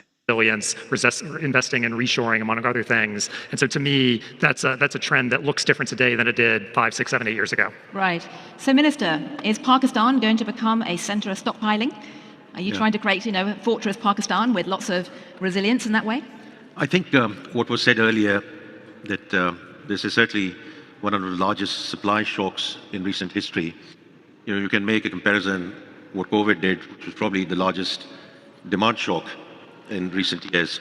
So therefore, there is a reset discussion, and 2020 hindsight is a wonderful thing. But from our perspective, two aspects. One, we certainly find ourselves to be very fortunate to have 8,000 megawatts being produced through solar at this point in time, and the wind that we have, and the hydropower. But there's a very clear discussion in the next 8 to 10 years, how do we move towards renewable and get it to 80 to 90%? So that's a very clear priority. How much of your energy is renewable at the moment? Just remind the audience, roughly. At this point in time, it will be more in the sort of 30 to 40% range. So it's a long way to go, and there are hydro projects, large hydro projects which are underway. And therefore, there's more solar coming through, there's more wind coming through. But it's something which, we were on the right track. But clearly, the journey we feel needs to be accelerated. That's one.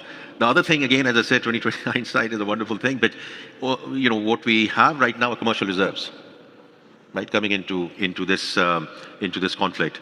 And then the question is, should we have had strategic reserves? And that is a very clear learning, a clear understanding.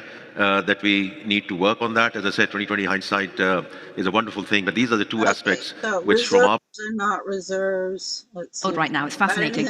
But Boli, I'd like to ask you, one of the things that has emerged in the last few weeks, which has often been ignored, is the fact that about 80% of oil and LNG shipments going through the Strait of Hormuz goes to Asia.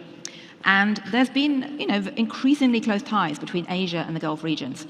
So I'm curious, how do you see this shaping or reshaping this conflict, that crucial axis going forward? Are we about to see a major diversification or breakdown in that very tight and tightening relationship? Or will they simply go back to business as usual when this conflict is hopefully over? Yeah, thank you, Jillian, for that question. Well, in addition to be a human tragedy, the war could also reshape economic relationship. One of the prime example, as Jillian just said, is the relationship between the Gulf countries and Asia. Let me start by saying that we see a structural complementarity between the Gulf and Asia. Let me give a couple of examples. The refinery systems in Asia, those in China, India, Japan, Korea, they are mostly configured to process these kind of medium and heavy sour crudes from the Gulf. So they're matching each other. And it's not easy to adjust that. Another example would be long-term LNG contracts. So there are a number of long-term LNG contracts entered between the Gulf suppliers and Asian countries.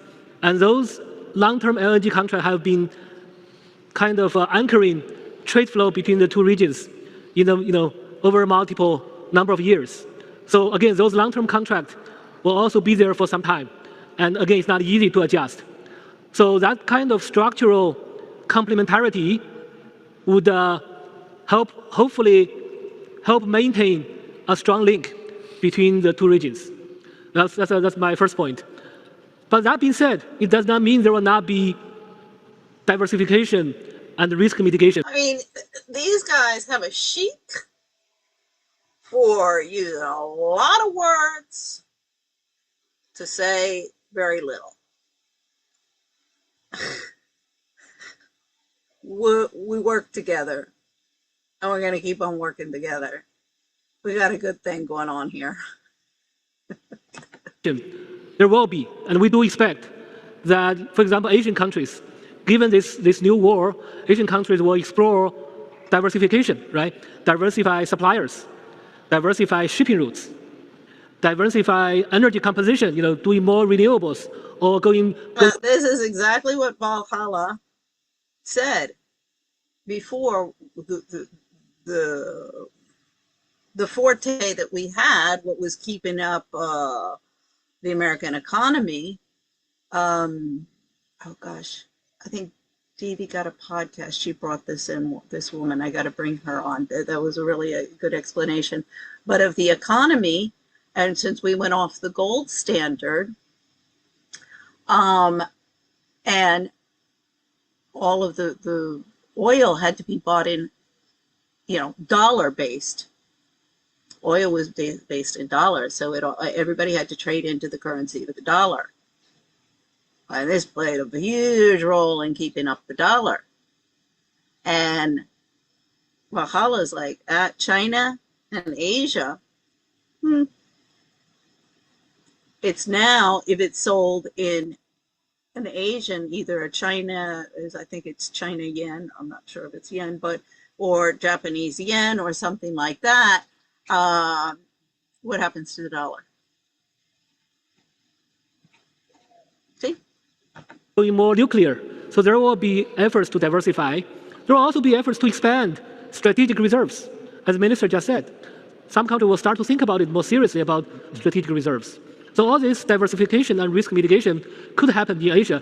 But on the side of the Gulf countries, there could also be risk mitigation and diversification in terms of diversifying shipping routes, in terms of acquiring downstream assets, and also in terms of strengthening strategic partnership that can anchor demand.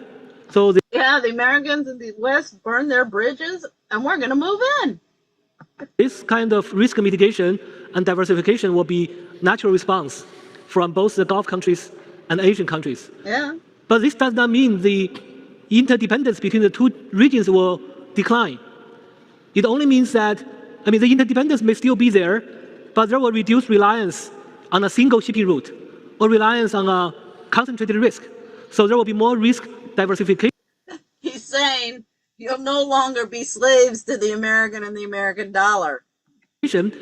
But the interdependence will still be there. Right. Let me add one more point before I conclude, which is that the Gulf region and the Asian countries, their economic relationship is much more than oil and gas. If we look at the last 20 years, there are trade in many areas, in petrochemical, in fertilizer, in logistic and port development, in infrastructure. Yeah, he's telling you Westerners, you burned your bridges with these people, so we moved in. We set up shop. Investment in air links, in financial flows. We see more and more Asian companies doing infrastructure construction projects in the Gulf countries. We also see from the Gulf countries, a number of sovereign investors very active in Asia. So this interdependence, again, is much more complex than simply oil and gas. Of course, the question is, given this war, will that relationship be weakened or be deepened? We think a lot of that depends on how long this war will last, whether this shock will be temporary or it will become a long-term geopolitical risk. That will, to a large extent, determine whether that interdependence between these two regions will be weakened. Yeah, if we stay in the war, the longer we stay in the war, the more chance the Asians are going to move in and install themselves in the Middle East. Now, we saw with Gaza, and we're going to see some of these in the coming videos about development in the Middle East and luxury lifestyles of the rich and famous, and how Gaza is going to be kind of like a new French Riviera type deal. And that was the plan, and that's why Trump's son-in-law is breaking the deals over there. And, you know, excuse me, luxury high-rise living. So, you know, the Trump and his cronies, we're going to flatten the Middle East and move in, and we're going to have a new sunny Florida with all sorts of luxury living for the jet setters who want to soak up some sun and hang out on a beach. They even have artificial beaches they're starting to construct. So anyway, and islands. So this is basically what he's saying.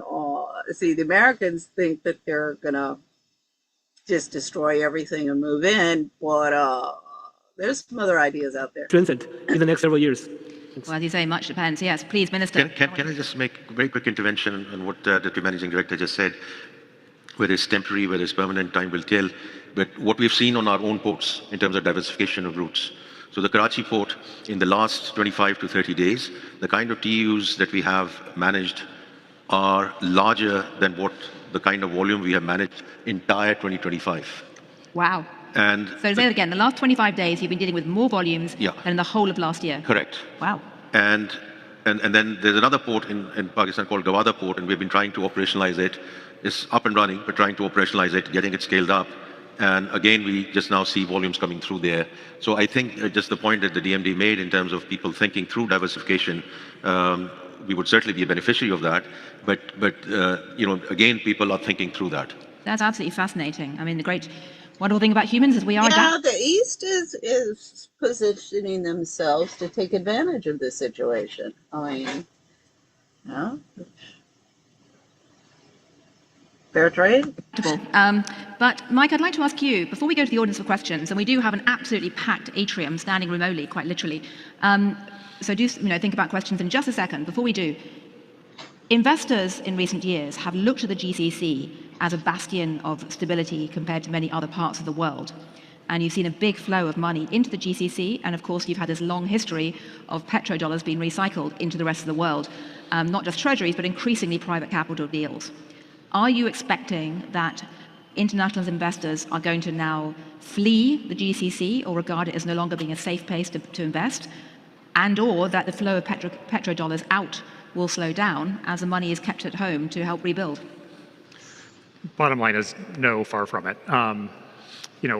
One, I think, obviously it's clear that the economic headwinds, the economic pain in the short term in the GCC, is real. And that's, particularly going to be felt in places like Kuwait and Qatar that have no ability to get energy to global markets other than through the Straits, maybe somewhat less so with respect to Saudi Arabia, the UAE, and the like. But, clearly there is short-term economic challenge as a result of this. I think in the medium term, you're going to see a lot of investment from these economies, investment in diversifying their ability to get energy to global markets, investment in resilience, including around energy and other forms of infrastructure, investment in defense. But third, I would say, there's a reason why these were seen as resilient haven economies that were rapidly diversifying themselves from their foundation in energy to financial services, to tourism, to technology and artificial intelligence. See, notice tourism, technology. We'll be seeing that in the coming videos of this. So note that. we expect at BlackRock those trends to continue. I mean, one of the observations I would have from my time in government, when I spent a lot of time in the Gulf, a lot of time in India, a lot of time in Southeast Asia, my observation from all of that time was there is likely to be no more dynamic part of the global economy than that stretch of the world that connects those three regions of it, the Gulf, South Asia, Southeast Asia. And I think the Gulf is really, the linchpin of that for all the reasons I cited around the dynamism, around the focus on diversifying the economy. And I think our expectation is that that's going to continue, that expectation of dynamism is going to continue, and we continue to see it as a place that's going to continue attracting capital for the, years and decades beyond this. I think the one point I would make, which it goes to what you said is, and it connects your first question to me as well, the financial linkages between the Gulf and the rest of the world, the United States included, are real. And when we think about treasury markets, when we think about CapEx in the United States, there are important financial linkages and capital that is going to be deployed in that part of the world to investing in the resilience, the security, the diversification that I talked about at the head of my answer. And that is capital that may not find the home it was otherwise going to find in the United States and elsewhere. And so I think it's important to keep an eye on those financial linkages, including for folks like me who are engaged in financial markets and investing day in and day out. Right. Well, thank you. Well, we have a few minutes for questions, very few minutes for questions. I believe there are microphones there. So if you can come to the microphone and please identify yourself very briefly indeed and keep your question very, very short because we don't have much time at all and the Minister has to go off and do a meeting very soon. Yes, sir. And then my name is Hisham Jabi. I have a question. I think all of you alluded to COVID, and different countries showed a different level of resiliency. And we were surprised, I was working at the World Bank then, how resilient our local communities to handle COVID. So what are of course, this is a different crisis, different nuances, but what are one or two lessons learned, and what are one or two elements that distinguish X country from Y country to be much more resilient? Right. Well, I don't think we've got time for all of you to answer that question. Would anyone like to jump in particular? Boli as MDD, or perhaps the Minister can just tell us, what did you learn from COVID and what do you... Just very, very quickly, I would say just two things. One, very disciplined governance and putting that mechanism in place. That's one. And number two, the role of technology.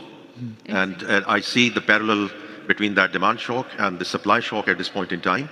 Even the targeted subsidies that we are now doing, we're using digital wallets. And that's why you don't have to do physical intervention at the gas stations and the petrol stations as you go and try to protect the vulnerable, and having a committee which is looking at all the facets, whole of the government approach. So these are the two parallels which I would draw. That's a very encouraging example and very, very important indeed. Of course, this was meant to be the year that the IMF talked most... No, it's not encouraging. It's more getting populations dependent on their governments. About AI and tech innovation and productivity until war got in the way. But yes, MDD. I would just add, I would agree with what the Minister just said. Just add one more thing, which is that the quality of your institution. Do you have an independent central bank that is credible? Do you have fiscal rules that is credible? If you have those countries are typically doing better to be more resilient in a crisis like this. We have a question over here. They're more resilient because the central banks are manipulating the economics. I started out these showing the, how homemakers help the economy. And this was basically that, yes, moving women in mass into labor markets, and you have two-income households, they can spend more, but the jobs that were previously done by the women in the home and family that were done for free are not now paid, and it's taxed, income tax, and sent into the government coffers. It's just been another way of getting more money, more activity of the citizenry to be taxable. Now, I'm not suggesting we go back to a barter system, which is where we'll end up if everything collapses. But this crap that these guys are pulling has got to stop. Yeah, my name is Iman Saleh, and I'm a postdoc at Yale University. My question is, first of all, thank you for the insightful discussion. I'm curious how the panel sees the current focus on emerging conflicts alongside the longest-standing crises in the region, such as Sudan, which often receive less sustained attention but have deep economic and human impacts. I would love to hear your insights. Thank you. So are you, I mean, essentially you're arguing, has this conflict sucked all the oxygen out the room and we're just focusing on that as opposed to potentially sometimes related, sometimes unrelated conflicts like Sudan? MTD, would you like to comment on that? Yeah, Sudan, we still got going on. Nobody. Would you like Nobody to wants comment on to that? touch it.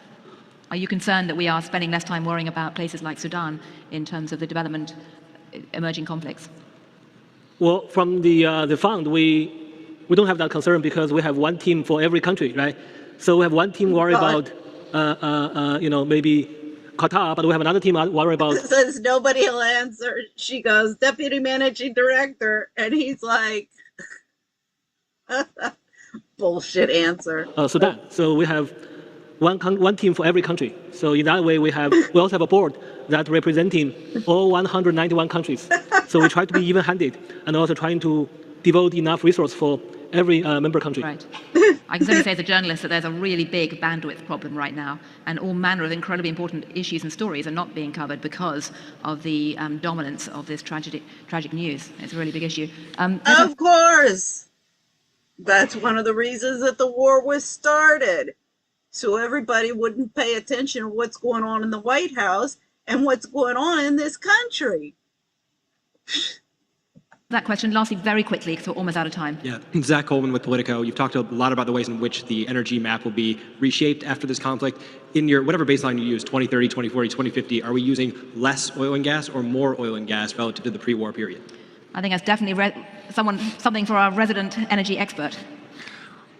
Well, we're going to be producing our very own WEO a bit later in the year where we try and answer these questions. But tell us in confidence. But intuitively, you would imagine that this would encourage diversification again, away from the fuels that are in short supply now. So it would encourage development of other resources that allow you to meet those energy service demands in other ways. And it could be electric mobility in some cases, it could be renewables, it could be other sources.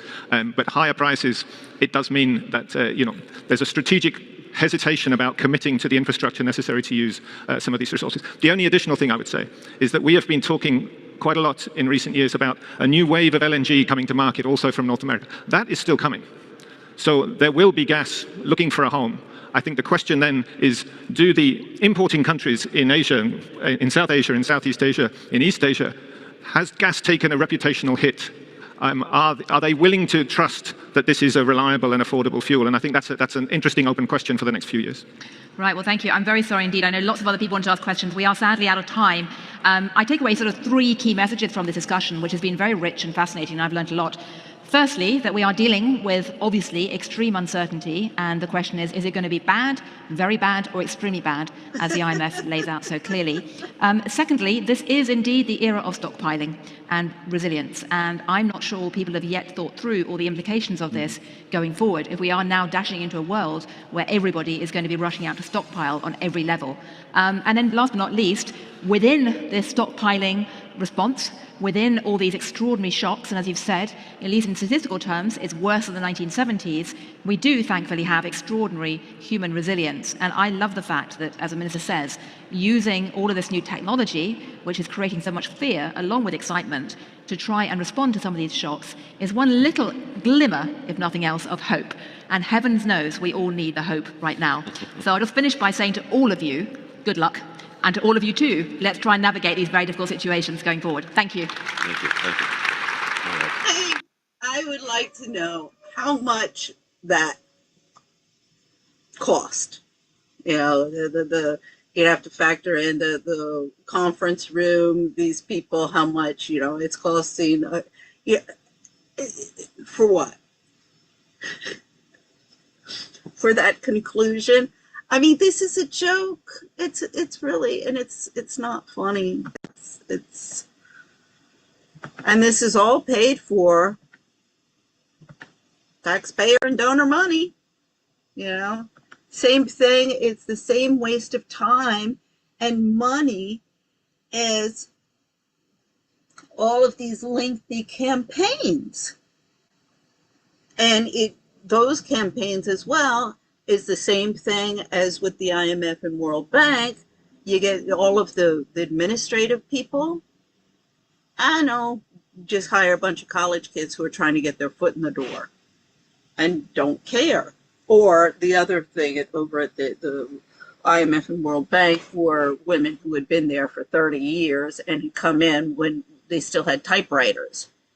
And before all of this technology. And, you know, the Adrian Thapa, when she became office manager, I mean, this is her rise to life, you know, her moment of triumph in being office manager of ICD and enter into the HR department. I mean, this woman, she was like, she used to be able to type 70 words a minute. I'm like, well, you got me there. I never type 70 words a minute, you know, 50. But I'm good with 50. But I figured out how to use the computer. Yeah, I tell all these kids, I'm like, look, I wasn't born with a computer in my cradle, but I'm not stupid. So it may take me, you gotta walk me through it, but I can, you know, figure it out and follow you. One of the girls, she was the secretary of the director of ICD, Sharmini Curry. I was like, why would any director of a department have this incompetent woman? Her father worked at GW, and that's how she'd gotten in. All nepotism. And then I said, oh, well, no, because she's completely incompetent. So, of course, they keep around the incompetent secretaries. She used to scream. I mean, people asked to be moved out of the front office because they couldn't stand working with her. And she used to scream at the IT guys who would come into your computer. You'd be on the phone with them, and they come in your computer and try and fix any issues you have. She would scream at them and insult them because she couldn't figure it out. So anyway, yeah, they're all out of control. This brings me to when this the domestic violence report came out. This was 2021, and this is in March. This is the Democrats. This is in response to the January 6th insurrection up on Capitol Hill. And that was that was also a PSYOP deal, and all sorts of Republicans were hunted down. I mean, all of these guys are out of control. So anyway, one of the things that I love about this, so the domestic violence extremists, they are people who are motivated by a range of ideologies and galvanized by recent political and societal events in the U.S. pose an elevated threat to the homeland in 2021. Now, when I read this, when I looked at the categories, I was like, oh my God, every single person in Washington is a domestic violence extremist. We can go after them all. They're the DVEs amongst the Republicans, the DVEs against the Democrats. Nobody in this town has any sanity. Either they're insane on the right or insane on the left. Let's go. Let's go. Have I been able to find a lawyer or any political support? Oh, no. So you have racially or ethnically motivated. However, they do all put a caveat in here. These things only apply to you if you're white. If you're in these groups, if you're ethnically motivated and you're black and you're brown, you're good. Or yellow, Asian, you're good. It only applies to the whites. I was like, oh my God, we got to attack them on how this is discrimination and racism against whites in our own country. And get this is applying to everybody. Whites, blacks, browns, yellows, and I haven't met any greens, but they might be around. So, excuse me. Sorry. Racially or ethnically motivated. Okay, yeah, that covers favorite is Kamala Harris. Yeah, that covers them all. Animal rights, environmental. I'm like, oh, Cornelia Guest, Deb of the Decade. She was my classmate at Foxcroft. She threw away her furs in 2011 in order to rebrand herself. She was an old maid. She could no longer be Deb of the Decade. So she rebranded herself as an animal rights activist and threw away her furs and said, I'd rather go naked campaign. I'm like, Cornelia, we need to worry about our children in this country and not so much vegan living and animal rights. And I do remind you that Hitler was a vegan too. You might ask your now passed away godmother, Wallace Simpson, about Hitler. She was buddy-buddy with him. See, it wasn't for nothing that Cornelia Guest helped bring back the lifestyle of the rich and famous in the 1980s with her Deb of the Decade stuff. It wasn't, it wasn't just arbitrary why she was chosen. And her mother, Cece Guest, was one of one of Truman Capote's favorite swans. So, see, this is and Cornelia in the Debutante's Guide to Life, she even says, what political party should you be a part of? Oh, Republican, there is no other. But see, now it's the people like Cornelia. She might not tell you that she's a Democrat, but she hangs out with them all. And Trump is the same way. There's no political ideology with these people. It's just who has the money and who's giving the best parties at the moment. All I care about.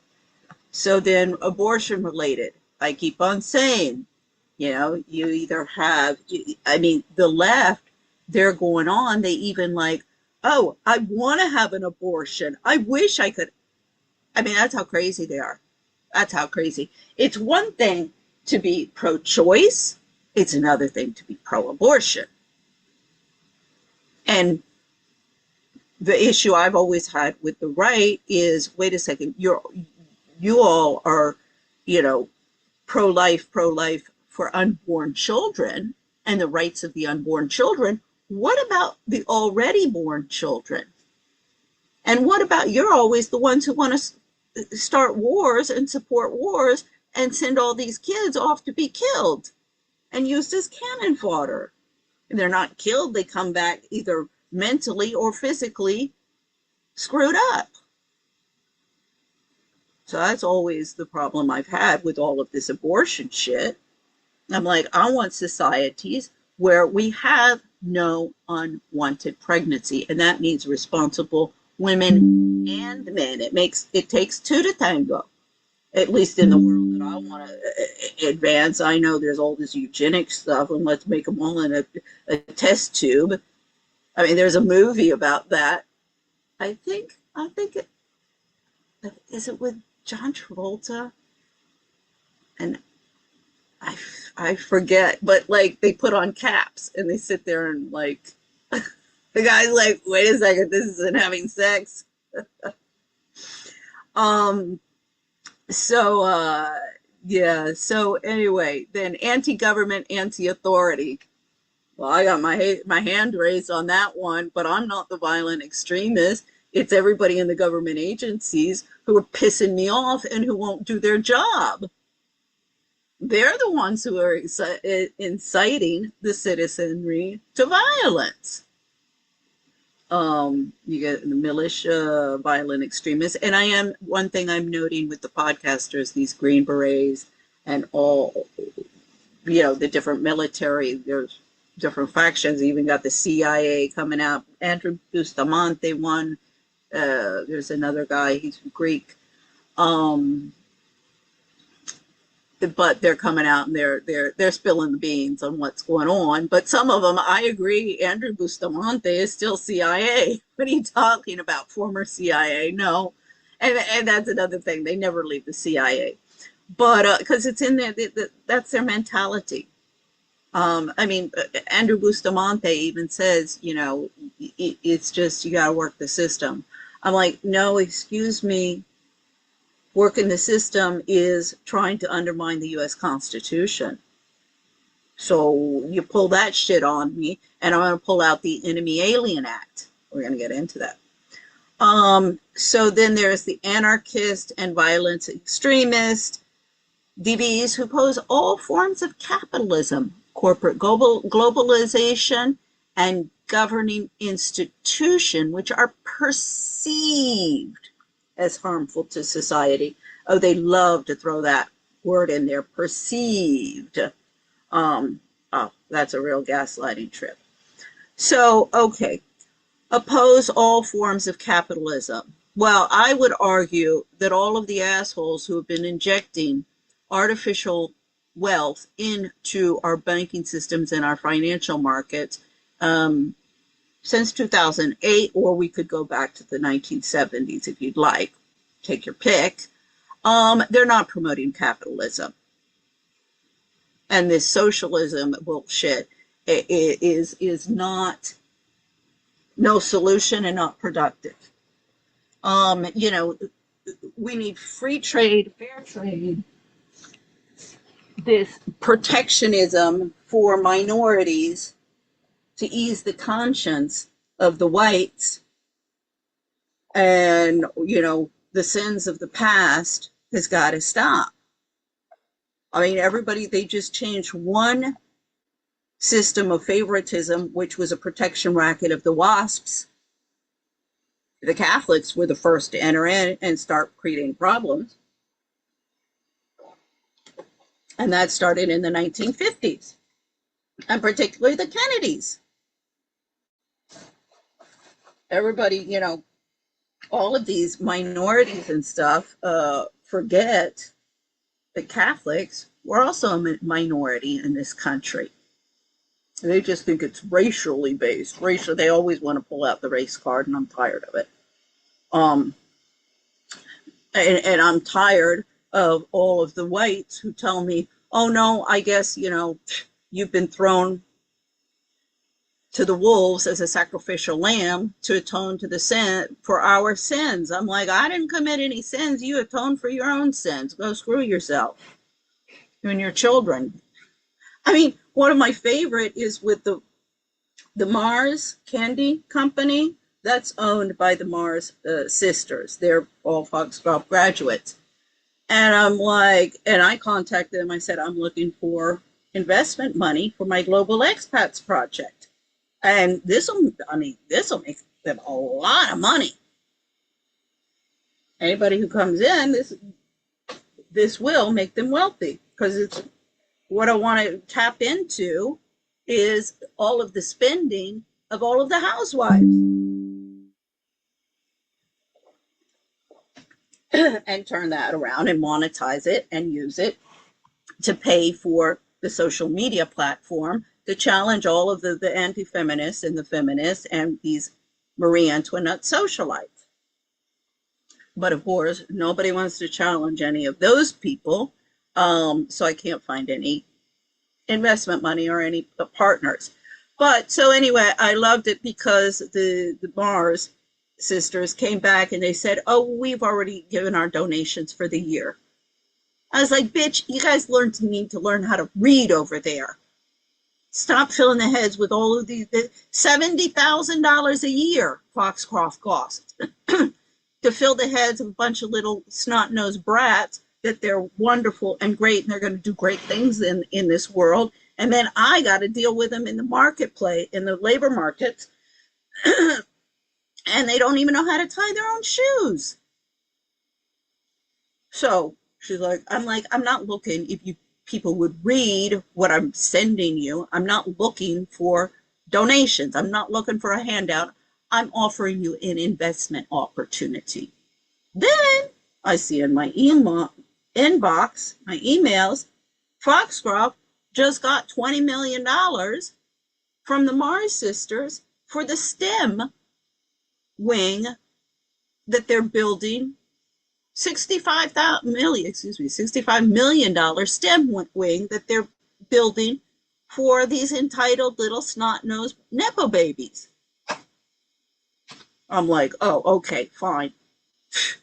You guys want to hand me over? Foxcroft is an hour from Washington, 500 acres. Real nice country club. I'm like, you want to hand that over to me? Fine. My brother, Woodbury Forest, that's 1,000 acres. That's also in Virginia. I'm not like Tucker Carlson. Pull this shit with me. These boarding schools. I mean, look at what they have produced. The prep schools and the Ivy League colleges. I want to see them all in court. Just go through the Wikipedia pages of all of these schools and see the people that they have churned out and the problems they have been creating. So that's where we need to go instead of some podium with these idiots over at the IMF. Sovereign citizen, violent extremists. That's all DBs who believe they are immune from government authority and laws. The diplomatic immunity card. They're not playing the race card, they're playing the diplomatic immunity card. And I keep on telling them, that's not going to fly. Unless you can prove that your government has been ordering you to do all of this shit, and then I'm going to go after them. But I don't think so.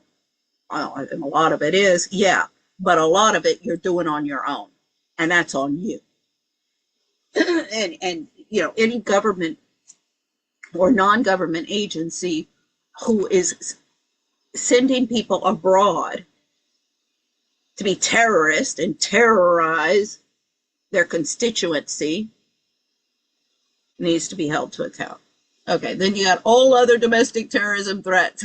So anybody we didn't include there, we're going to throw into another basket, which believes with potential bias related to religion, gender, or sexual orientation. Well, this is another thing. I'm hated because I'm a heterosexual who believes in monogamy and marriage. Go figure. I mean, God forbid that anybody who would be, you know, like that. I'm a woman who has never, believes that women are women and men are men. And that's determined pretty early, like right when they're born. The first question, well, now with ultrasound, you know what you're going to have before you have it. But even with the machines, oh, what do we have between the legs? Like, this is not rocket science. This has been determined for thousands and thousands and thousands of years. Is it a boy or a girl when it's born? And that's determined with what they got between the legs. Because everything else is pretty much the same. I mean, you look at a little boy baby and a little girl baby newborn, you really don't know until you change their diapers. Let's see, related to religion. Yeah, okay. The secular, the human rights people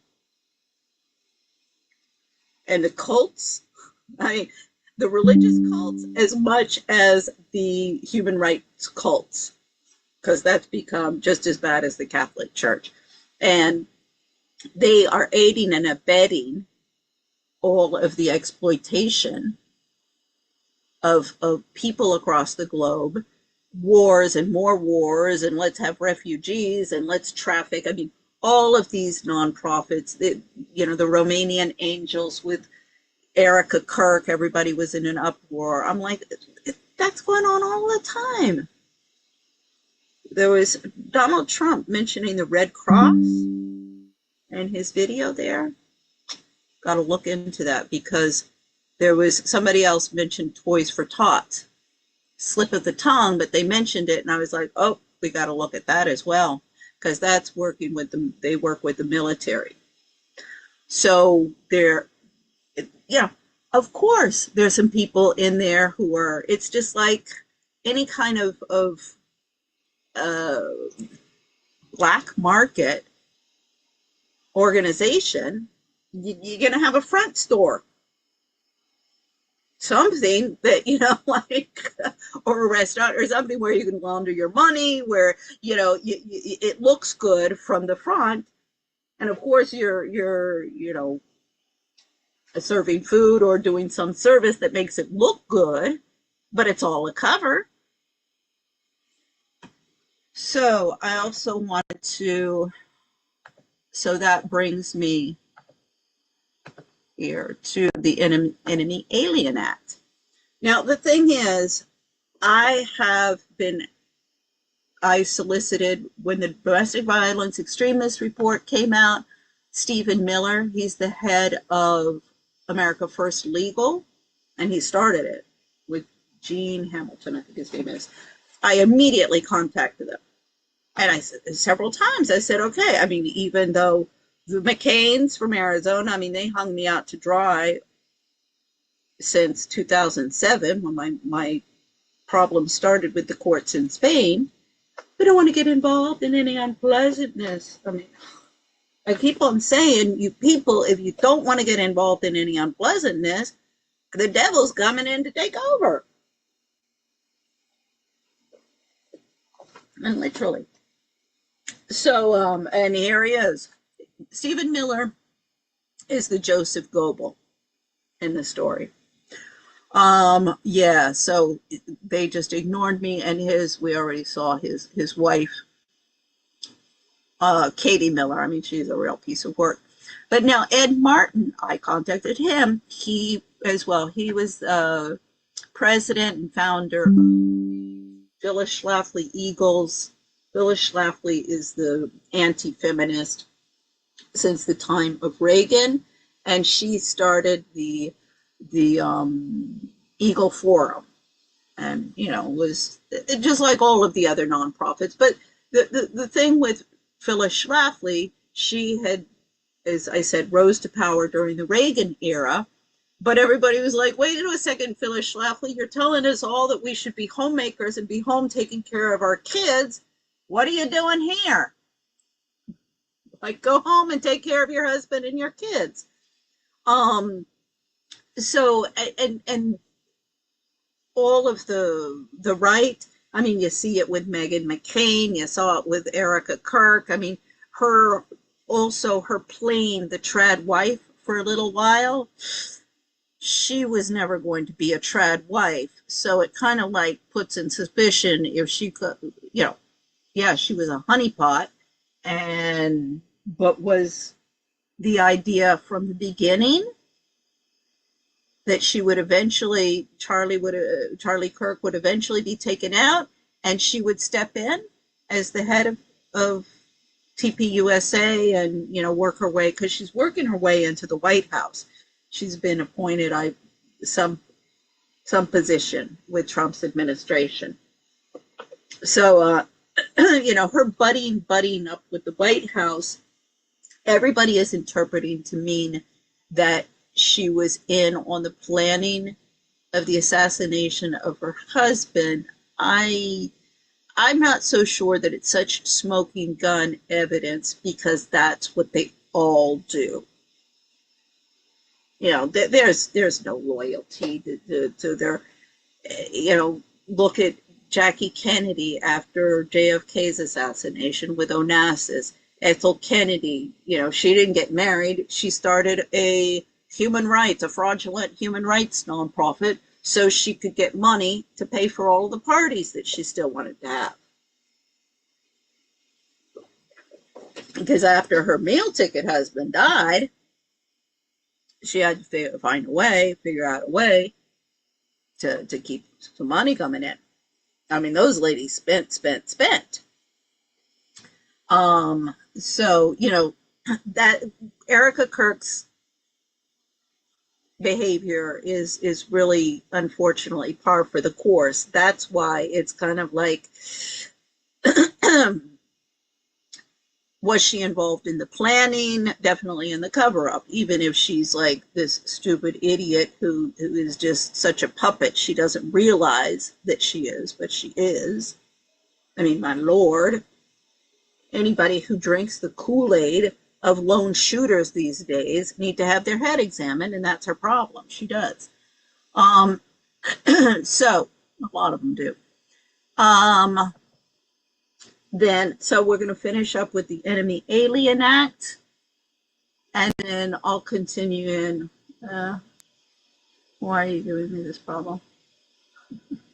There we go.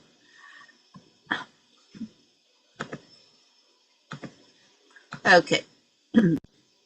Because this should be of big, big concern for all of the international development community who has come into this country through either the universities, the affirmative action programs in the universities, through the IMF, through the World Bank, through the UN, or any of the think tanks, all of that, because they do. I mean, usually the think tanks, I think they're pretty much taken from people already here rather than expats bringing them in. But this is just another in the supply chain, if you will, of how they're controlling the conversation and promoting the radicalization of the right and the left. And, you know, all of these PhDs and MBAs and ESQs who are creating havoc in Washington, New York, and elsewhere, you know, they need to be sent back. It's not this illegal immigrants as just the poor illiterate guy working at some restaurant. That's got to stop. Because we got a lot of people who are creating a lot of problems. I mean, Sharmini Curry for me is one. Adrian Thapa, goodbye.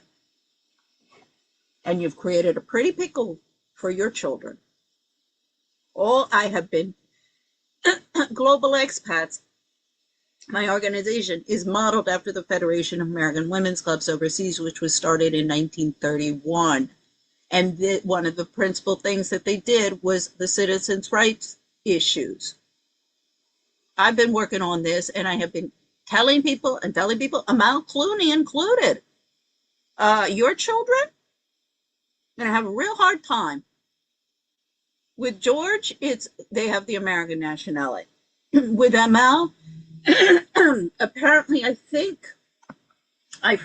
don't think they are eligible for Lebanese nationality because I think through the mother they're not eligible.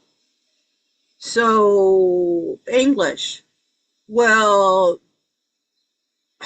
they become stateless, rightsless people. I mean, I didn't make the rules. All of them made the rules. All of these people, all of these international people, I've been telling them for years and years and years and years what they were creating. And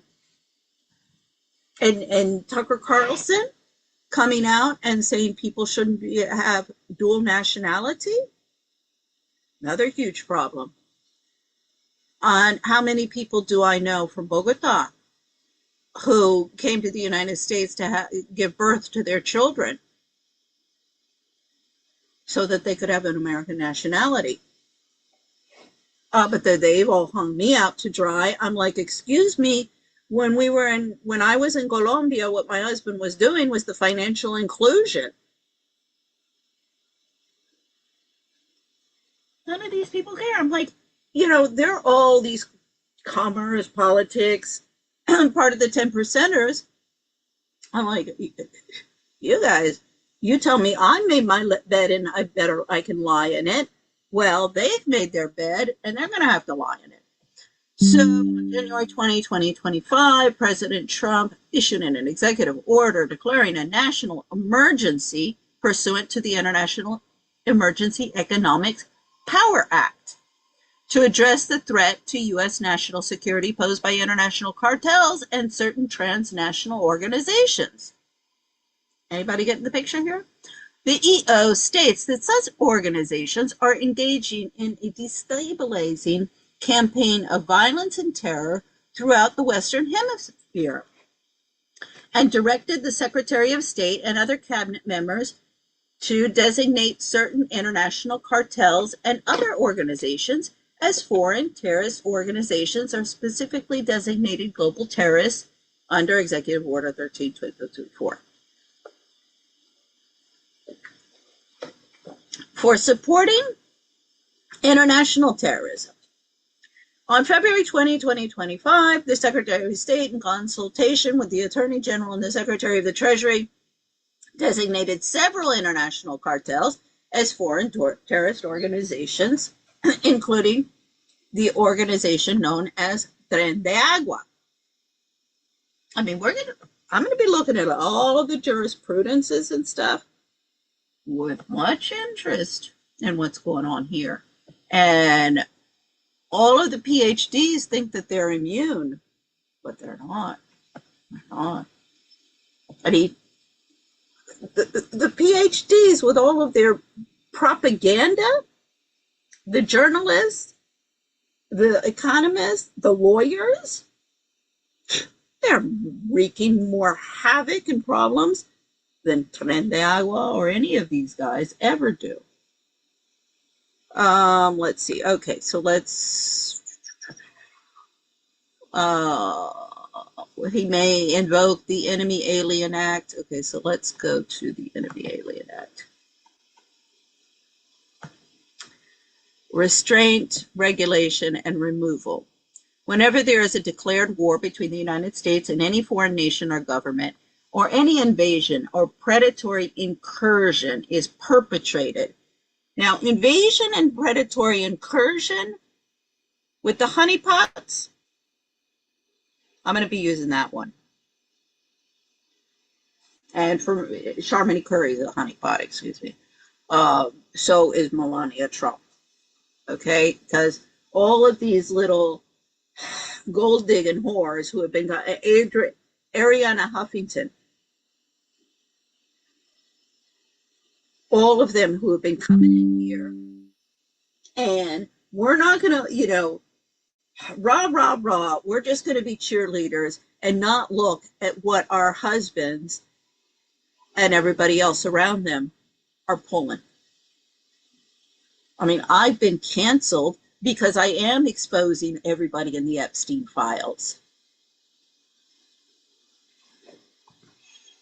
I mean, everybody who's picked the fight with me, you're really on dangerous grounds under RICO, Foreign Corrupt Practices Act, and Enemy Alien Act.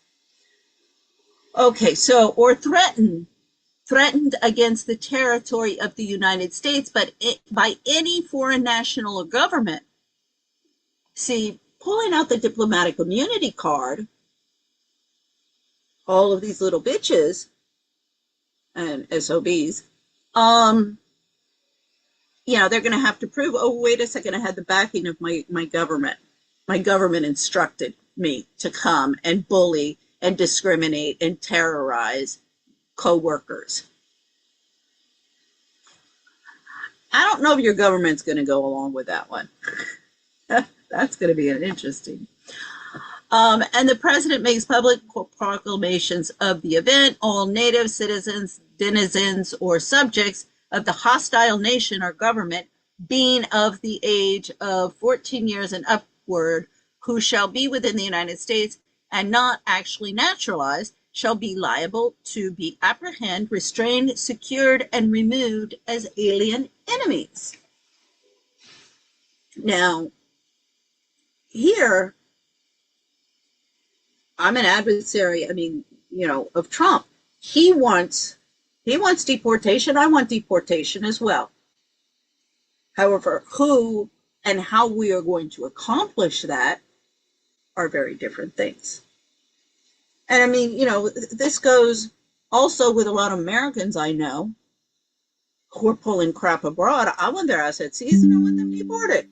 And not just from here to there. This is also, as I say, in my organization, it's global expats. I'm working globally. I even have a French nationality. So my allegiance, this is also Tucker Carlson, who can't have dual nationals. because they can't have allegiance to two countries. Well, yeah, you can if your allegiance is for peace, if your allegiance is for upholding a constitution in both of the countries, if your allegiance is producing sustainable and peaceful and productive communities and societies in both those countries. My children also have Spanish nationality. I'm fighting for the same thing there. So I do fight and defend my right to have various nationalities and have allegiance to various countries. Now, I'm not going to go and fight. If I go and fight in the war of another country, I agree. You know, if the United States and France ever went to war, and I chose the side of the Americans over the French, well, yeah, I can understand why wouldn't, you know, no, you can't have a French nationality like that.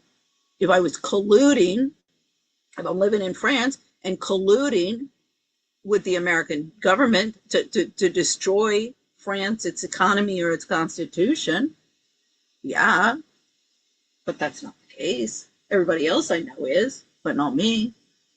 Okay, the president is authorized in any such event by his proclamation thereof or other public act to direct the conduct to be observed on the part of the United States towards the alien who becomes so liable, the manner and degree of the restraint to which they shall be subject, and in what cases, and upon what security their residence shall be permitted, and to provide for the removal of those who, not being permitted to reside within the United States, refuse or neglect to depart therefrom, and to establish any other regulations which are found necessary in the premises and for the public safety.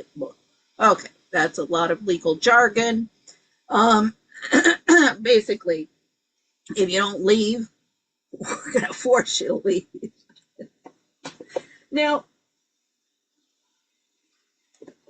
I am not, you know, this whole, okay, let's do just like the Gestapo did, or Franco's Guardia Civil. Let's just go and round them up. And, well, if we can't find a place to put them, then we'll just exterminate them. You know, that's, yeah, that's not how I want to do it. And the thing is if you would stop injecting artificial wealth into these urban areas for tourism, everybody has developed tourism and urban living, urban luxury living for managers. Stop concentrating all of it there, and real jobs that everybody needs and real services and products and services that everybody needs, then, you know, there's no problem. But so if we stop injecting so much money and resources into that, these jobs won't be here. For example, all of these restaurants, overpriced restaurants in Washington, for all of these IMF and World Bank and White House people to party hardy, believe me, they do it often. And that's where they pick up lots of their cute young things. Well, many of these Latinos who corner the market would go home. If there's not a job here, they're not going to be here. They're here because there's a job. And, oh, but they're fleeing violence. Well, let's stop creating violence in their country. Oh, but there's not good. They don't have, you know, they can't find jobs. Their economies are bad. Well, why is that? The international development community has been on that for about almost 80 years now. I thought after 80 years they would have gotten it right? No? Oh, no. Huh. How's that? All of these guys have all of this education. I mean, my God. We're spending all of this money on all of this education for all of these people, but they're creating this chaos? How's that happening? See the problem? So anyway, we won't go into. I think, basically, if you're here, there's a lot of different ways that this whole thing can be played. See, right on cue. You can send in ICE and start strong arming everybody, or you can start producing sustainable economies and societies. It's not really rocket science. So yeah, I'll leave it there, I think, yeah, for today. As I say, Ed Martin, Steve Miller, both of these guys. Oh, Ed Martin, I contacted. He was Trump's first appointee as the, like, I guess, district attorney of DC. And I'm like, okay, I got all of these lawsuits.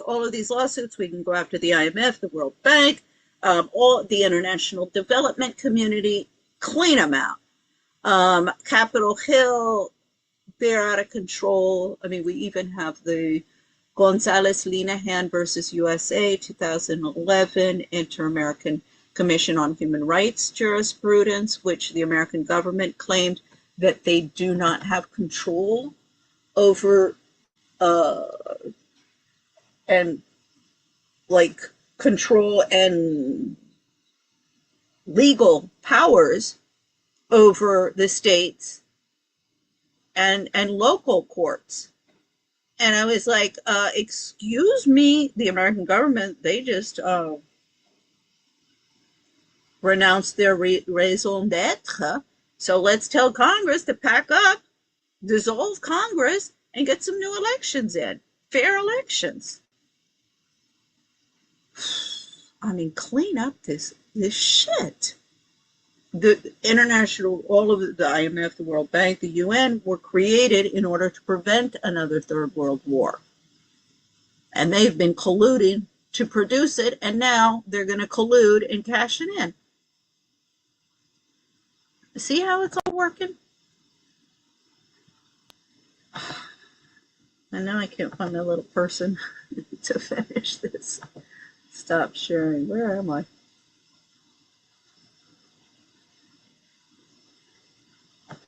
Well, okay.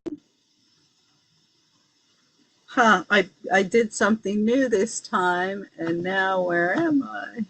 I guess I'm going to have to end here. No. Oh, there I go. Oh, no, and I didn't start my AI. This is going to be bad. Shoot. Okay.